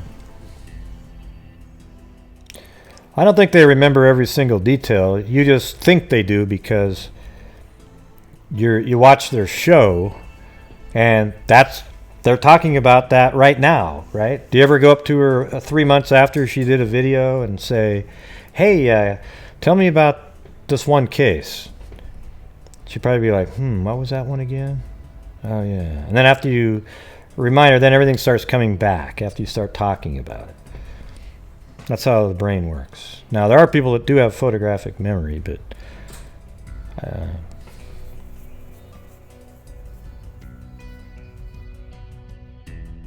on this case right here. Oh, wow, my stomach just went. Ugh. Okay. Sweet. Well, I'm definitely going to have to watch the other 3. I'll probably, after tonight's show, I'll probably watch one of them. No, no. Every time I think I'm a little bit lactose intolerant, and I drink this kind of coffee drink that has a little bit of milk in it, and as soon as I drink it, it goes. Ugh. It's pretty weird. I don't need an apple. Not tonight. I did have 2 today, though. One of them definitely wasn't a Honey Crisp, though. I was a little bit disappointed with that. Nothing worse than, on its own, it would have been a good apple before I ever tried Honey Crisp, right? It's not the same anymore. Honey Crisp ruined it for all other apples, right?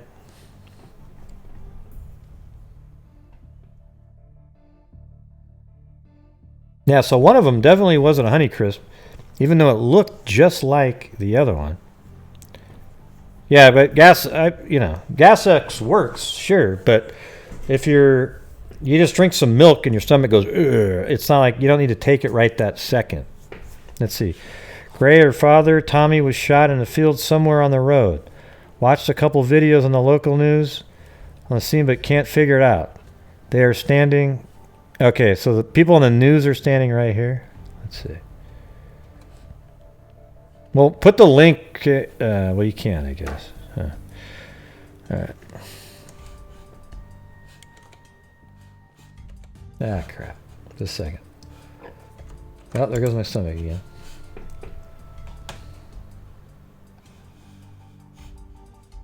Yeah. I guess it could have been this direction, right? But there's a freeway over there. That'd be... Yeah, I mean, this is where we had it earlier. I mean, this is just sort of like the general location. This is just probably where the news and so forth was parked. They weren't allowed past there. So I'm going to say it's back here somewhere. Although, when you watch the show, it seemed like there was a street or a road quickly... Let me see. Hold on a second. I remember behind the trees where the shot apparently came from, there was a road that it looked like you could just get on and drive away. And I don't really see anything like that here. That's one thing that's been bothering me about this. Well, heck, was it over here maybe? Let's see. Like off of that, but that looks right here. Do you guys remember, who's ever watched that first episode, this looks right. I bet you, this is what I'm thinking, that they park here, but then maybe they were walking around in this area to go hunting and they would walk out here and stuff. But maybe like right here. You see? And they were standing in this field, and what I'll do is I'll watch episode 1 for that part. Yeah, but you see what I'm looking at here, Scout? When you watch the episode, there's a freeway right behind the line of trees where the shot came in, right?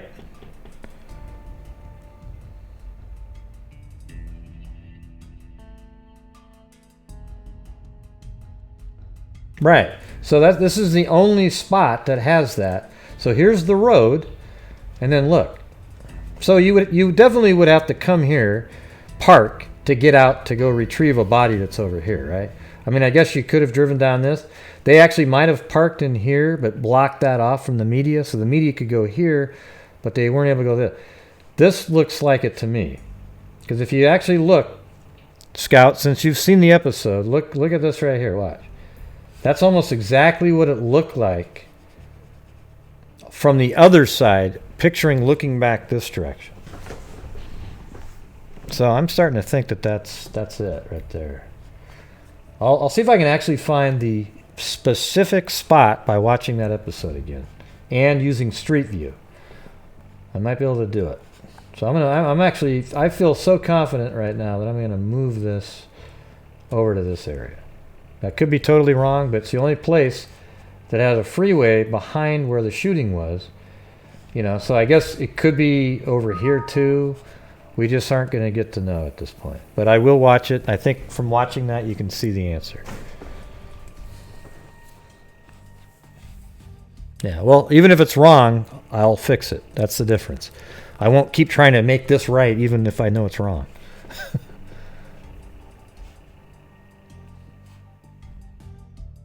No, let it be right. It has to be. So no matter what I look at now, it'll prove it's right, even if it's wrong.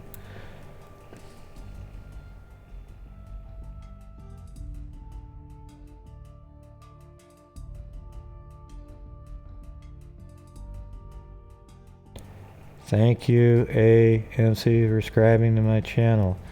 Is that an ad right there, Ellie? It's like, oh, you're a channel? Oh, let me go check too. If AMC subscribed. I know how it works on YouTube. Whenever there's like a live stream or there's a bigger channel, people go comment in there with their name, you know, and pretend that they're just... It's actually kind of funny. Let's see. A little bit of an ad. Sometimes I just want to smile and hug you, Gray. Because I keep it real. Is that why? I tell the truth, yeah. I don't really mind it, you know. Like everybody does that, right? I mean, that's a good reason to change my name to Gray Hughes Investigates, right? So now when I go on to Lookner, for example, let's say he's doing a show and I type in some comments, people might go, Gray Hughes Investigates? Wow, that must be a channel. Let me see. But when it said just Gray Hughes, I was just another schmo watching Lookner's channel, right? So I guess that's how it works. It's called marketing. So who was that above? Ellie? Make sure you change your name to something that means something. Or was that, I don't know if that was Ellie. Who was that? Now I can't remember. But yeah, make sure your name is something that, oh wow, that's a channel. Yep. I'm just another schmo with Joe Schmo, right? I didn't say Jim Schmo though, because it doesn't rhyme. But Jim, Joe, you know.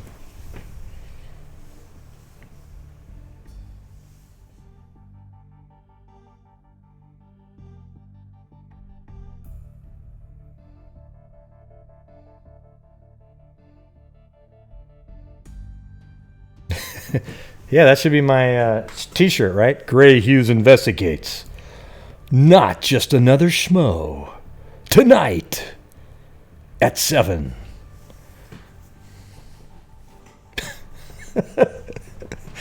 That'd be pretty funny. Oh yeah, cool, Scout. Let's do it. Hey, everybody watch as many episodes as you can for tomorrow, though, right? If you can watch 2, 3 of them, that'd be great. I mean, you don't have to do anything, right? But it might make the show more interesting, because I think this is an interesting one. You know what I'm saying? Yeah, there's 4 so far. How many are they going to make, Scout? That's right, homework. And I want you guys, I'm going to send out a test on all the episodes to every single person in here, and if you don't get 90%, you can't go, you know, you can't watch.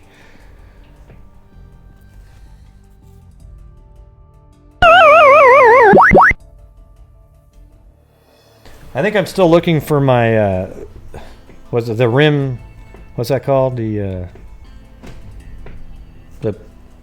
drum beat thing that goes, I always forget what that's called. Rim shot. There you go.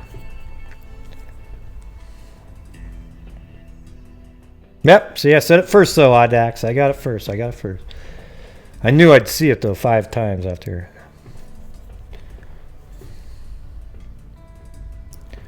Yeah.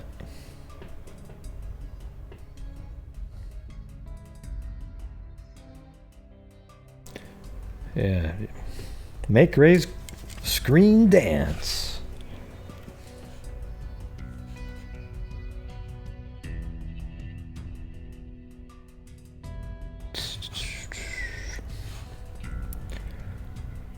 Yeah, let me see if there's anything else. I'm actually excited to look into this one. This one seems really intriguing, you know. It's like the Del Tondo case, but with a little bit less absolute muddled nonsense. There's literally different things that have happened in this one that you could look at. Well, try the old Kodi TV there, Kimber. You might find something there. And look it up on YouTube. KODI. Yeah, I like these kind of cases too. I think somebody sent me an email on this a while back. But I watched the first episode right when it came out. Oh, really? Wow. That's crazy. Maybe you have the wrong service or whatever you call it. I'm not sure what you call those things. Yes, evil lurks everywhere. You know, the case where the mom and the daughter were shot, that could be a whole show. What in the hell happened there? I mean, they had surveillance. They're almost positive that's the shooter, the killers.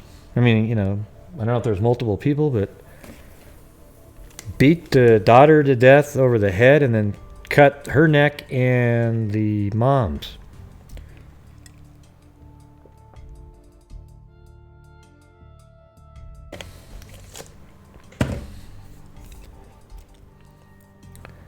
Thank you, Raylene. And she said, thanks, Gray. I'm going to change that setting so it reads everybody's. The text-to-speech part of that program.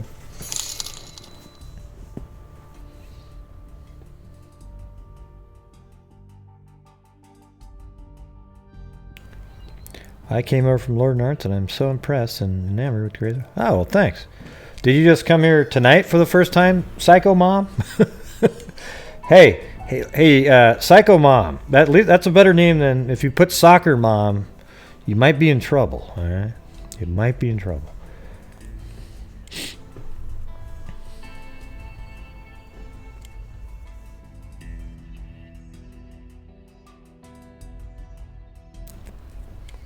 I like that name, Psycho Mom.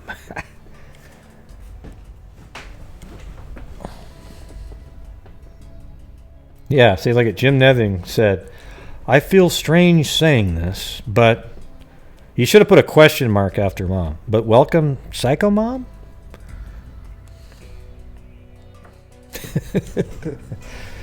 Yeah.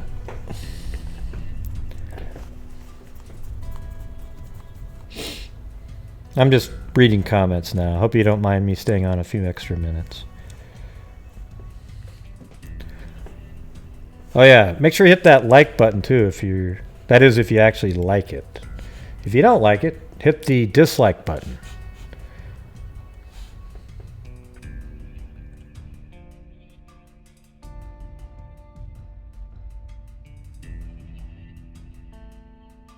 Oh yeah, psycho sound effect. I should find something like that. Well, cool. Thank you for coming around, Psycho Mom. I appreciate it. I don't see her commenting again. Maybe I scared her away with my... Oh, there it is. Oh, cool. Yeah, well, I got a ton of stuff before that. The Jodi Arias and some McStay stuff. And I've been doing mainly live videos lately, though. So the people that liked my shorter stuff, well, I feel bad, but I actually have learned that I like doing the lives. For a while there, I thought I liked doing the other videos more, but I think I like doing lives better because it allows interaction. So that when I say something like Cheryl, a few minutes later I can look over and people go, no, it's Crystal, it's Crystal, it's Crystal, you moron, it's Crystal. It's Crystal Gray. Look over here, you moron. Look over here. Oh! And yes, everybody, it's Crystal. Thank you. See, but without that, I would have called her Cheryl probably the whole rest of the show, even though I knew it was Crystal, right? Right? See, that's one of the good things. And look at the people were sending me GPS coordinates and so forth. It's awesome. It's good stuff. I mean, I will admit I like doing that myself too, but I've learned to not really care. It's like I could find it myself. Like I went and found that exit 34, right? But if I'd watched that video, I would have just went up in the air off of that freeway and looked for that clover leaf and found it in a minute. But anyways, you know, all you'd have to do is go like this. Fly by and go, oh, there it is, clover leaf coming in there.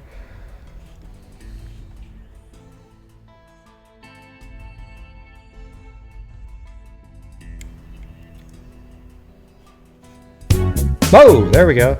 Rob Thomason. So it's not your child? Okay.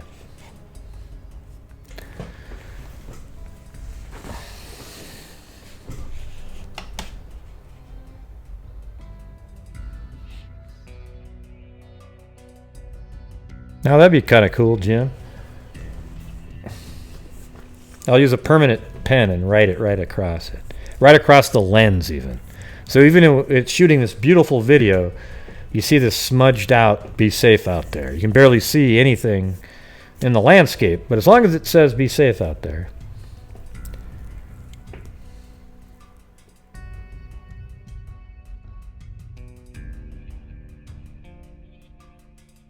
Hey, if I could do 1/5 of how Art Bell does it, I'd be happy. Art Bell, I mean, he's literally the best radio personality I've ever heard. I mean, look, he makes reverse speech seem interesting, even though that's just absolute garbage, okay? Yeah, I made a goodbye. Did you ever see that one, Jim? I made a video about Art Bell after he died because I felt so strong about it. I was like, man, I gotta say what I think.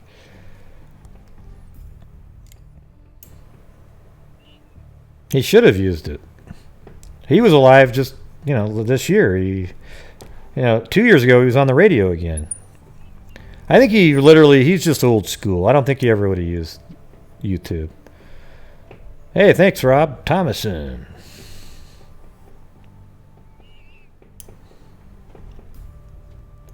Rob Thomason Chevrolet.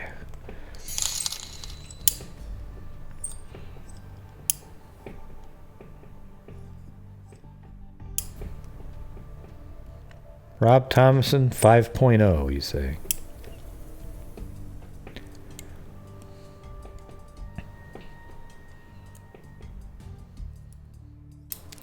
Yeah, well, I'll show you the one I'm thinking of getting here. Hold on. If you guys are interested, let's see.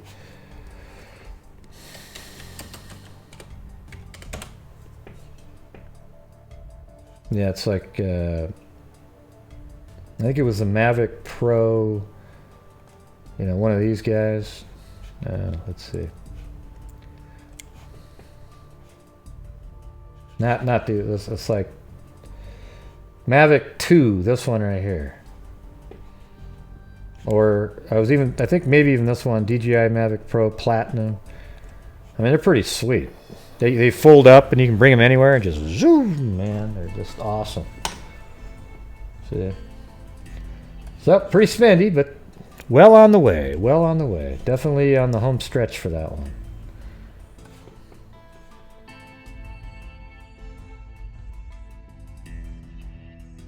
I think I might actually take classes though too. I had a different type of drone before, but I think these guys fly a little differently. It'd be nice just to be really good at it, not just sort of oh god, it flew into the ocean.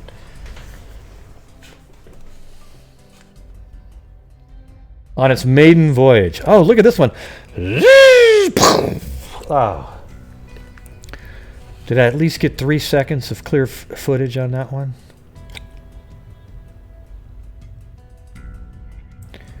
Oh, I don't think I'll be going to Delphi with it, but I do have those cases around here, right? Daniel Oberg and Kyron Horman. There's all kind. I mean, tons of them, really. I mean, I might go somewhere if it was West Coast-ish, you know, some random place. Hey, whatever happened to that case? Remember that guy got shot through a tent? Was there ever an update on that one?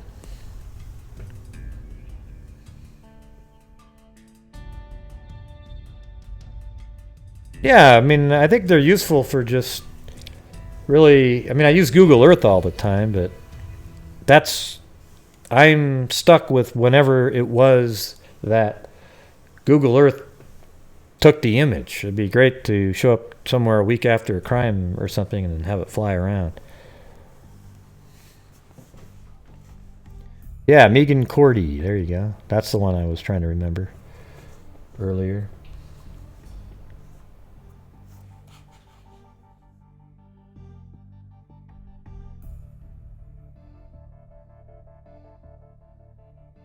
Yeah, right. The scientist remember that? He was shot in the tent, and then there was another shooting there, maybe the year before or something like that, and then maybe one a little bit after his. Seems like it's just all been kind of covered up a little bit.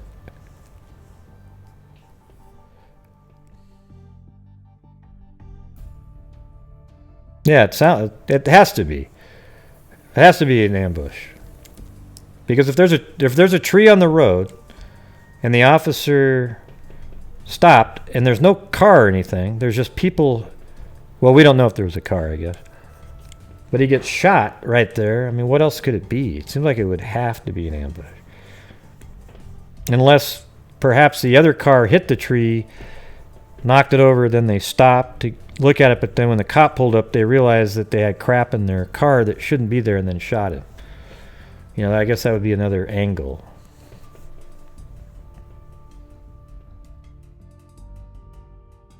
Although, when you look at the map, it doesn't seem like there's...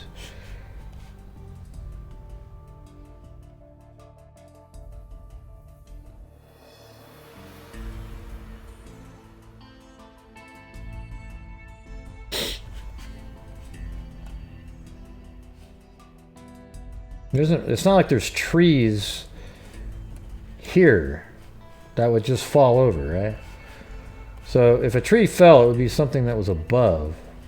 Because there isn't really, you know, I guess one of these bushes may have fallen, but I don't know. That doesn't... It's almost like they got a tree from up here and threw it there, but how would they have known he was going to be there? Seriously. You know, maybe they knew his route that he takes daily. So they knew, okay, he takes this route, he drives down the freeway, and then he comes up here. And if we do it at a certain time at night, and maybe even have somebody call in from down the freeway a little bit and say, okay, he's driving by right now, I just saw him. Then they throw a tree over, then the other two guys get ready to start shooting, or one or whatever, when he gets there. Because that wouldn't be that hard, right? Like, if he took the same route, because that's how you get back to town, right? So every night on his route, he drives down this way, goes up this ramp, whatever he does. Let's see, what would he be doing?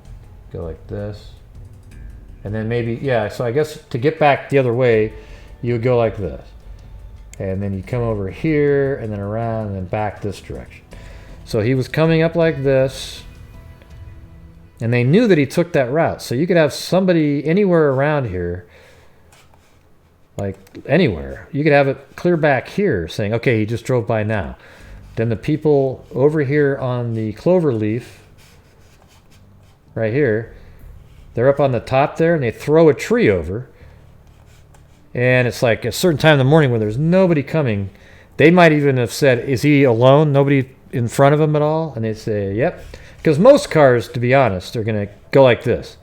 They're going to keep driving, right? Almost every car going this way is going to keep going, unless you happen to live over in this random area or in this random area or want to turn around and go back. So if you were a police officer and you wanted to go back, you would drive this direction, take this exit, go like this, go around this way, and then head on back into town. So they might have known that, set up an ambush here, because the odds of anybody else going that direction were low. And hell, they might have even have just been standing up here, saw, okay, here comes the police car, and then pushed it over. The cop didn't see you push it over. He just stopped and goes, what the hell was that? Gets out and they go, just blow him away. All right? I think that's pretty plausible right there. Of course, I know when I go rambling like that, very few are actually listening.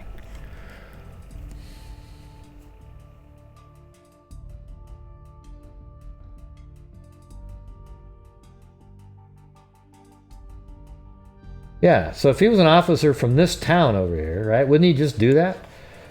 See, that's sort of his route, right? He drives this way, and then he turns around and comes back. You know, maybe this guy over here, another officer, goes that way, someone else goes this way, one goes this way. And they're just going to make sure the highways are fine and everything. And he turns around, and that's his route every single night. I mean, there isn't even a lot of cars here during the day. Late at night, man, almost nobody's going to take this exit here. Because at the top, you're either going to drive out here, you know, with all these people here, you know, they'd have to be out at 3 in the morning or whatever. I doubt that. Or anybody over here, so you would take the ramp and then get the hell out. All right, there you go.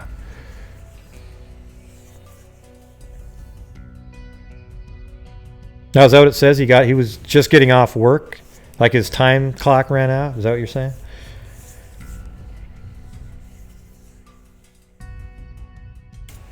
Yeah, let me go back to that. Where is that?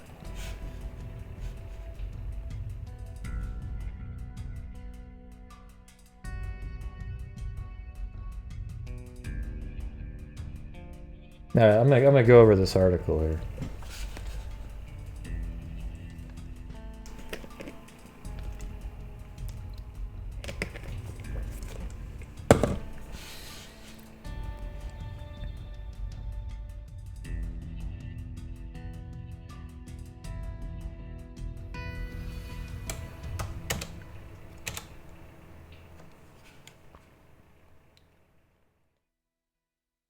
All right. Chris Phillips drives past the spot every day. Always there are flowers or ribbons or a cross. Sometimes she pulls onto the shoulder of the narrow exit ramp and walks to the makeshift memorial to Bardstown police officer Jason Ellis, her son-in-law. Occasionally, I mean, that's pretty amazing to have a mother-in-law love you that much that she would do that. Occasionally, she will find trash, maybe a beer can, and her mind wanders. Is this litter blown here by the wind, or was someone drinking here, toasting their kill? She worries people have started to forget, or that the case has become old news. Perhaps people have moved on. She never thought she'd be here 5 years later. Surely she had thought, God, I hate this little delete button. There's some software that I have that it always stays on. Let me close. I think it's this one. No, God. Yep, there it goes. Surely she had thought the ambush killing of a police officer would be solved quickly. Now she's not so sure. 5 years after Ellis was killed on a ramp off Bluegrass Parkway on his way home, Phillips is among the family and friends still dealing with the anguish and frustration over the unsolved case. Oh, now it came back. Looks like without someone stepping forward, this is going to go cold, she said, a few days before the anniversary. I feel like it was cold from day one, now looking back. A procession is planned for Friday, retracing Ellis's final ride past Bardstown Police Department down the parkway to exit 34 ramp. Oh, so he was actually heading home. So he lived off one of those sides. He wasn't going to go turn back. All right, I see. Okay, I just figured that part out. So somebody knew how he would get home. It's the path the 7-year veteran of the department traveled the night he died. The route he traveled most days as he headed home to his wife, Amy, and 2 young sons. You know what? I'm going to try to do something here real quick. Just a second.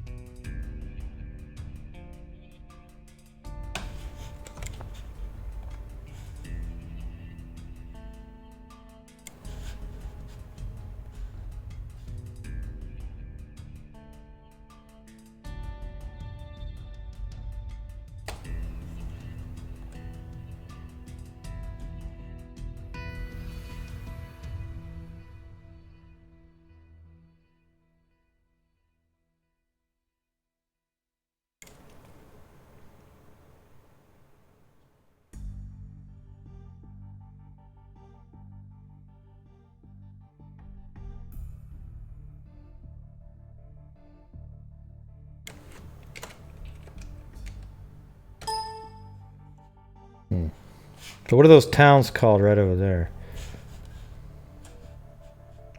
Maybe he lives in Bloomfield? Let's see. Just going to take a wild guess here. Hold on. Ah, Bloomfield, Kentucky. And Amy Nicole Ellis, 36. Will he get lucky? And what was the husband's name? Just a second.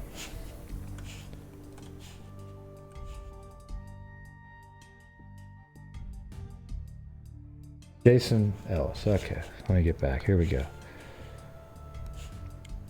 I'm not reading the chat, so I'm just trying to figure something out here.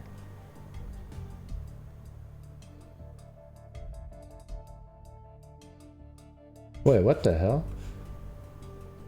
Wait, that was, oh god, for a second I was like, whoa, how the hell was that guy's name on it? Oh, that would have been freaky. Yeah, okay, that's it. Right there. Okay. So, the address is... just to... I like to put everything together in a, you know, like a puzzle here.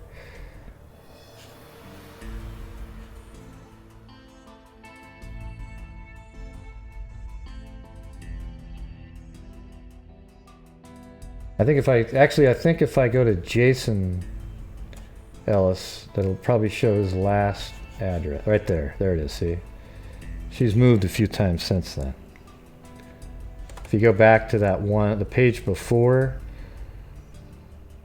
watch. Ah, forget it. Anyways, I got the address, so I'm going to put it in the... up here.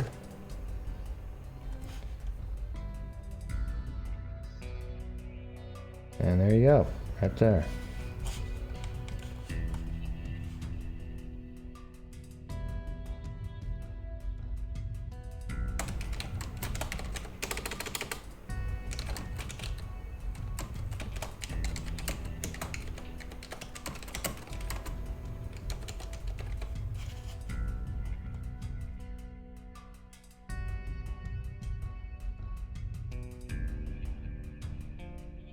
It's weird. It's weird when things like that actually. I wonder why. If he lived way over there, though, that's a little strange.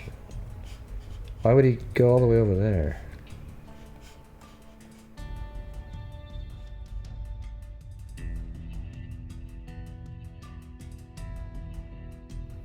I guess that's the only way to get there. I mean, all these other parts here you can't get off. You see that? So does he have to drive all the way? I guess that makes sense, doesn't it? So he takes this exit. So he actually would go like this. He would take this exit right here and then drive off this direction and probably drive up this road. You know, I'm just going to take a guess here. He'd probably drive like this, like that. You know, all the way. I don't know how he would get to here, though. That just seems like there's a freeway. He could have just kept driving down the freeway there, though, couldn't he? Let's see.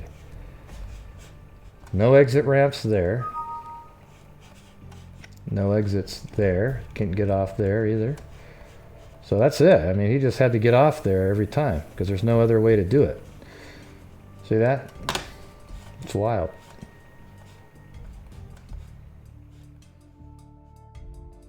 Interesting, huh?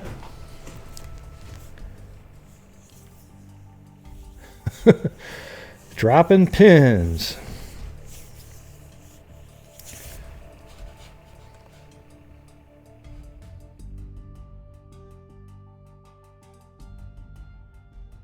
Yeah, so it's definitely, I think that's what he did. There's no other way to get off of this freeway anywhere near there. I mean, you could, I guess you could go this way, all the way to here, which is, but then maybe there's no way to actually get back because there's a river right there. So this is basically the only way to get to his house would be to take that, drive up on some of these back roads over here, and eventually make it to your house there. Yeah, what a crazy, convoluted way. You can't even get on the freeway anywhere. You know, put a couple on-ramps here somewhere. You know what I'm talking about? Sheesh. All right, so let me go back to the article. I just wanted to make sure I had that in there. Now we have that nice and dialed in. At least where he lived and why he was doing that route.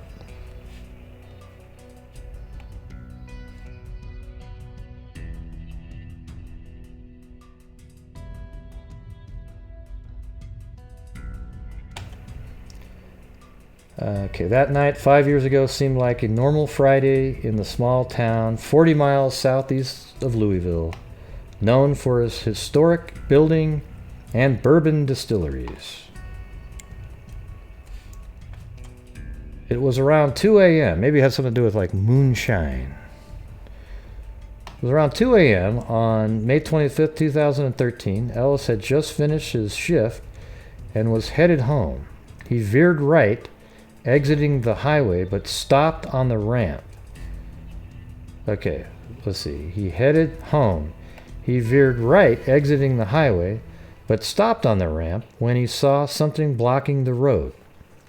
He stepped out of the vehicle to remove the tree debris, which police say was deliberately placed there.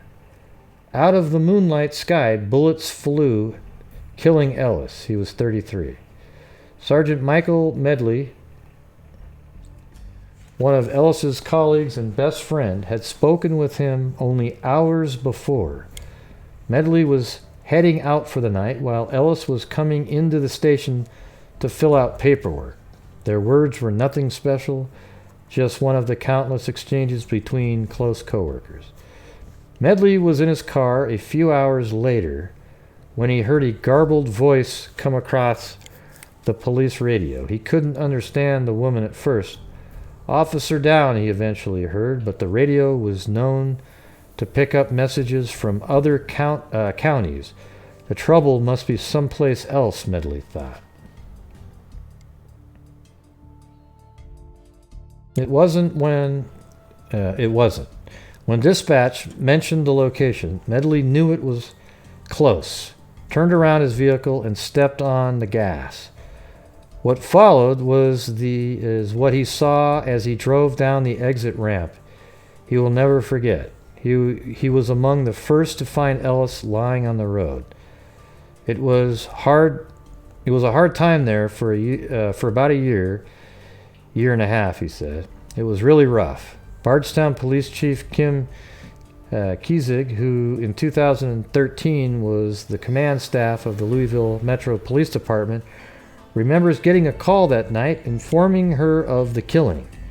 She later attended Ellis's funeral along with more than 1,000 law enforcement and community members. It's something that they don't get over, she said. The image of seeing your best friend, your beat partner, it never goes away. Medley is one of a small handful of officers still at the department who knew and worked alongside Ellis. It was It has helped to talk about him with them, sharing memories of his sense of humor and love of baseball. He had been a minor leaguer with the Cincinnati Reds before going to law enforcement. Medley keeps mementos of Ellis. Okay, now waits for the answers. As the lead investigative agency of the case, state police were initially flooded with tips. Investigators pored over Ellis' past cases, interviewing people he arrested, and looked for possible clues or suspects. They tracked down leads. See, these could have just been killers. Just people. People just kill for fun. And they just threw a tree there, and whoever was the first to stop, they were going to kill. It just happened to be an officer. That's less likely, I admit that. But if it is that, that's why it's possible they've never found them, because there's no connection to anything. You see? Because it seems odd. If an officer gets killed like that, in 5 years, you're not going to do anything. You're not going to find anything. I mean, my God, that's like your priority case, right? Yeah, I mean that's what I'm just saying. The odds of that are low, Carlos. But yeah, maybe it was just people looking to kill, and there are many people that just do that.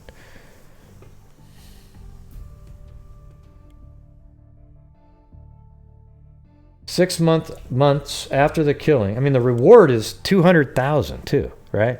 But like I said before, the reward of $200,000 rewards don't really work that well. I'm going to be honest with that. I mean, I can't even remember the last case where somebody got the big reward. It just never happens.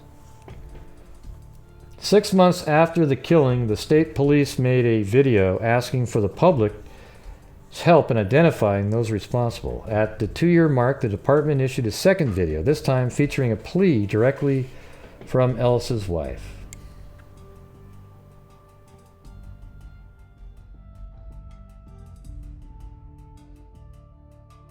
Who killed Jason Ellis?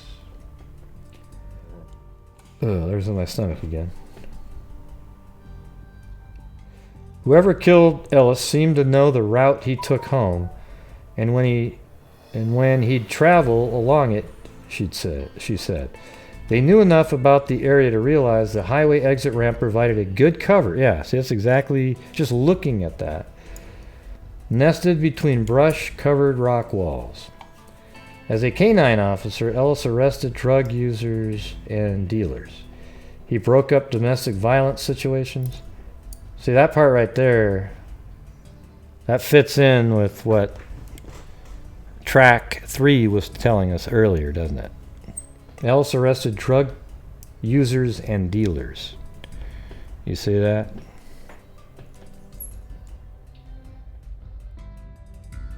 Perhaps someone developed a deadly grudge, though she doesn't believe it.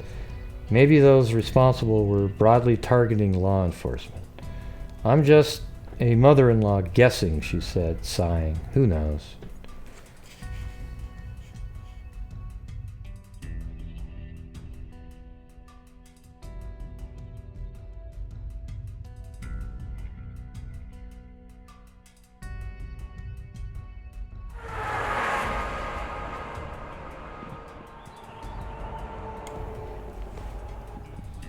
This is an ambush, a murder, a plot.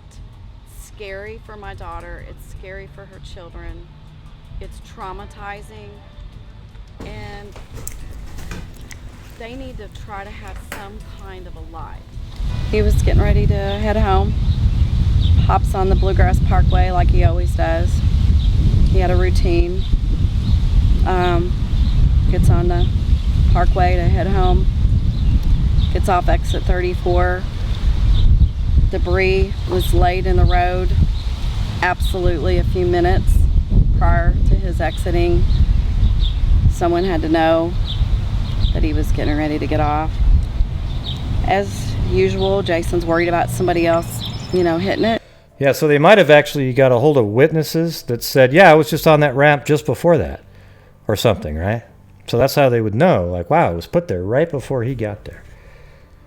Turns his lights on, gets out, pulls the debris, and as soon as he does, he's ambushed above him, hit Yeah, pretty so close range. elevated So, position. numerous times, so make sure they got the job done, and then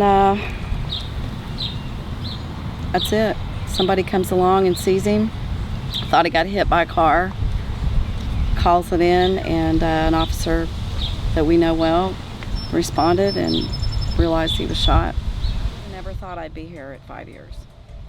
I had people say we would be, but I didn't believe it. That's funny. That's exactly how we sort I of felt like being surmised an it just officer looking ambushed. at the Number one, that's area, rare. right?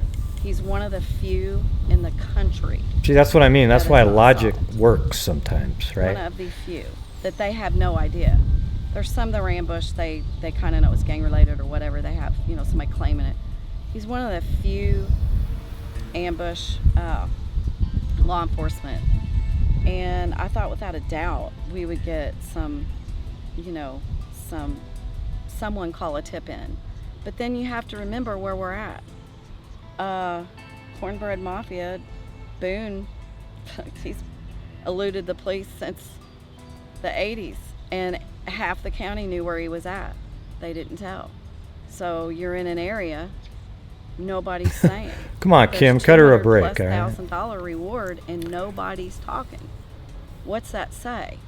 See, that's what I was just saying too, right? 200,000, jeez, nothing. About where the rock quarry is when we heard the first squelch. The only thing you hear. So you're in an area nobody's saying. There's $200,000+ reward, and nobody's talking. I'm gonna go back a little Cornbread bit. Mafia, Boone. Cornbread Mafia, Boone. He's eluded the police since the 80s, and half the county knew where he was at. They didn't tell. So you're in an area nobody's saying.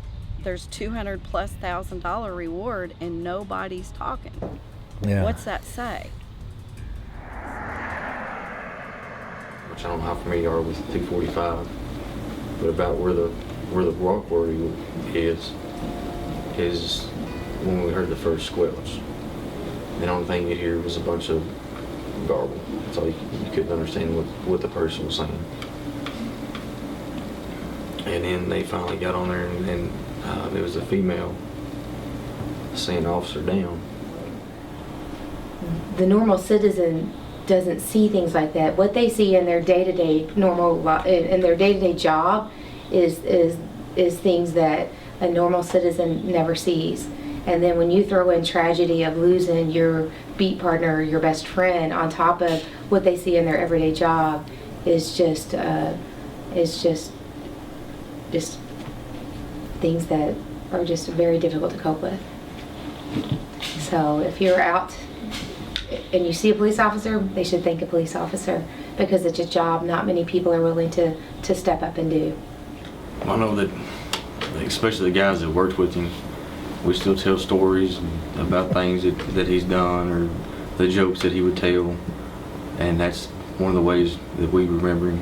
And of course, Amy, she does come by sometimes and brings the boys up here, so if the other guys that worked with him can still, be around his family, even though he's not with us anymore.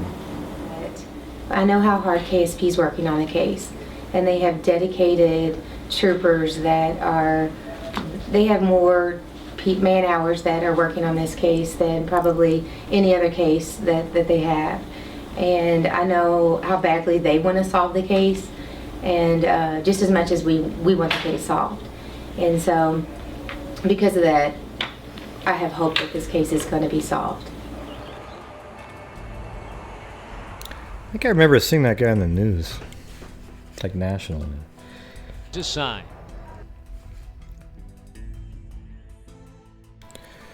Wow. So what's interesting about this case is every single part of it could be its own story. The officer's case, I could see doing an entire video on. The mother and child you could probably do a whole video on. Crystal's disappearance you could do a whole video on. And then the father being killed you could do a whole video on. That's insane.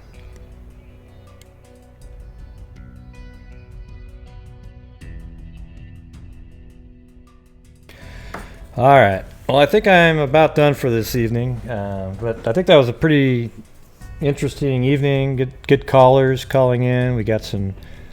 At least we've got a pretty good feel now. Now we just got to go watch the. And I don't get paid by the Oxygen Network. Okay.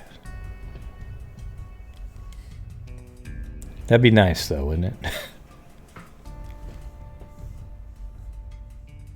Yeah, it seems like they're all connected. Yeah, we don't know for sure, but it seems like it.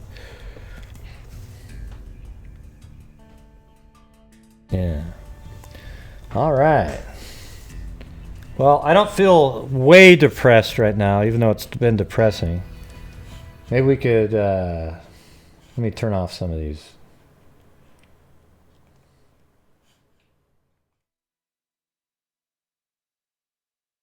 I don't even know. How about just someplace safe, like right there? What's there? Nothing. Absolutely nothing right there. I guess you got to move to Canada.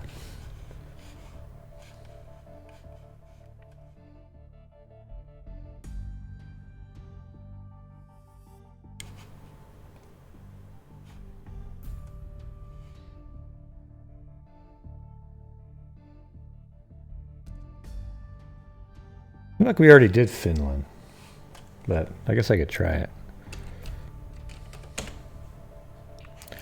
What happened, Audra? Yep, Finland came in just before you, New Orleans. Oh well.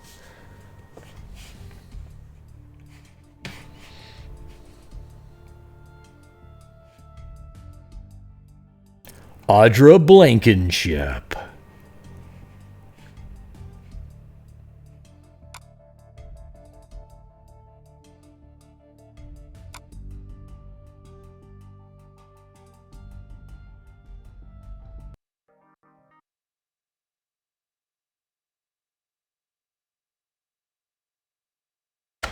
Boom!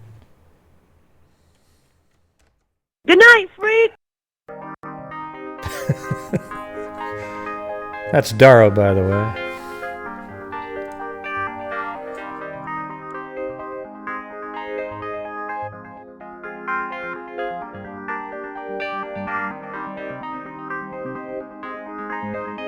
Wow, not much going on there in Finland, huh?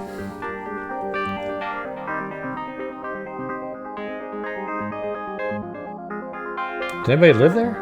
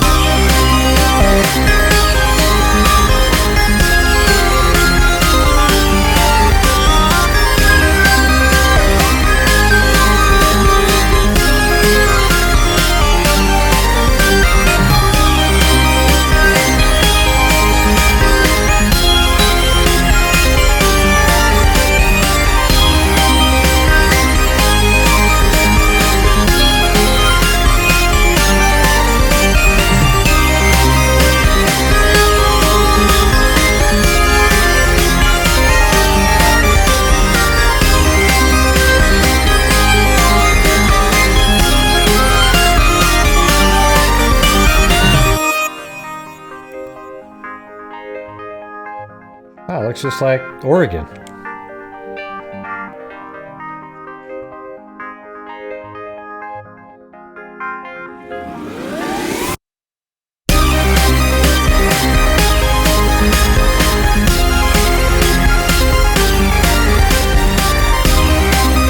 Drop the engine.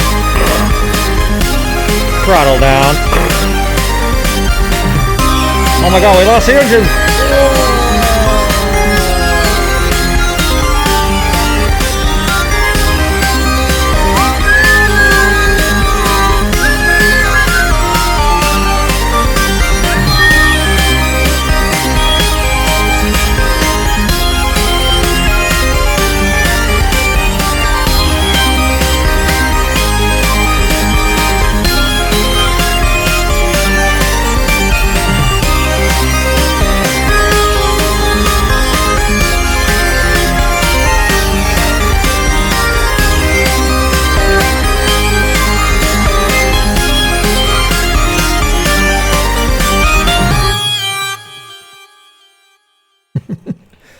That was a little bit glitchy, the Google Earth tonight.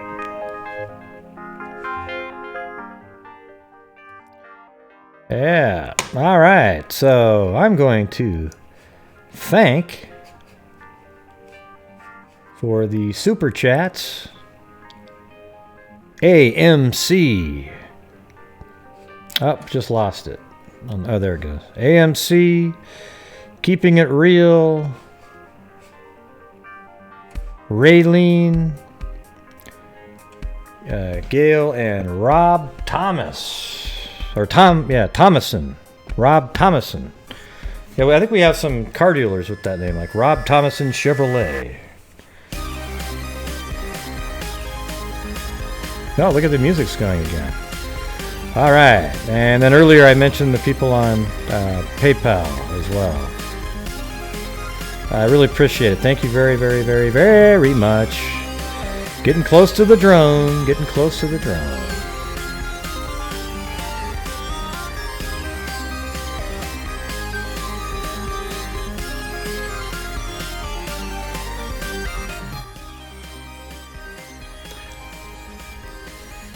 Right. Okay, everybody. I think that was a pretty productive evening there. I can already tell that I'm going to be really interested in this case. I was interested when I watched that episode. I'm trying to figure out why I didn't keep watching them. I got so busy on all those other cases. I think the Tibbetts, the Watts case, all those ones just took up a lot of time. And I forgot about it. So I apologize for that, but hey, we're on it now, right? And that's what matters. Okay? So until next time, everybody. Wait, hold on before I leave. I want to thank all my moderators for their hard work. They keep the chat to... There wasn't much going on tonight, but earlier today, man, they had to really keep an eye out. There was nut jobs on there. So I really appreciate that, and all the new people watching and subscribers and just anybody hanging out. It's fun, actually. I have a good time doing it. I know it sucks that it's fun to look into crimes, but if it wasn't interesting, we wouldn't be doing it, right? So until next time, everybody, be safe out there.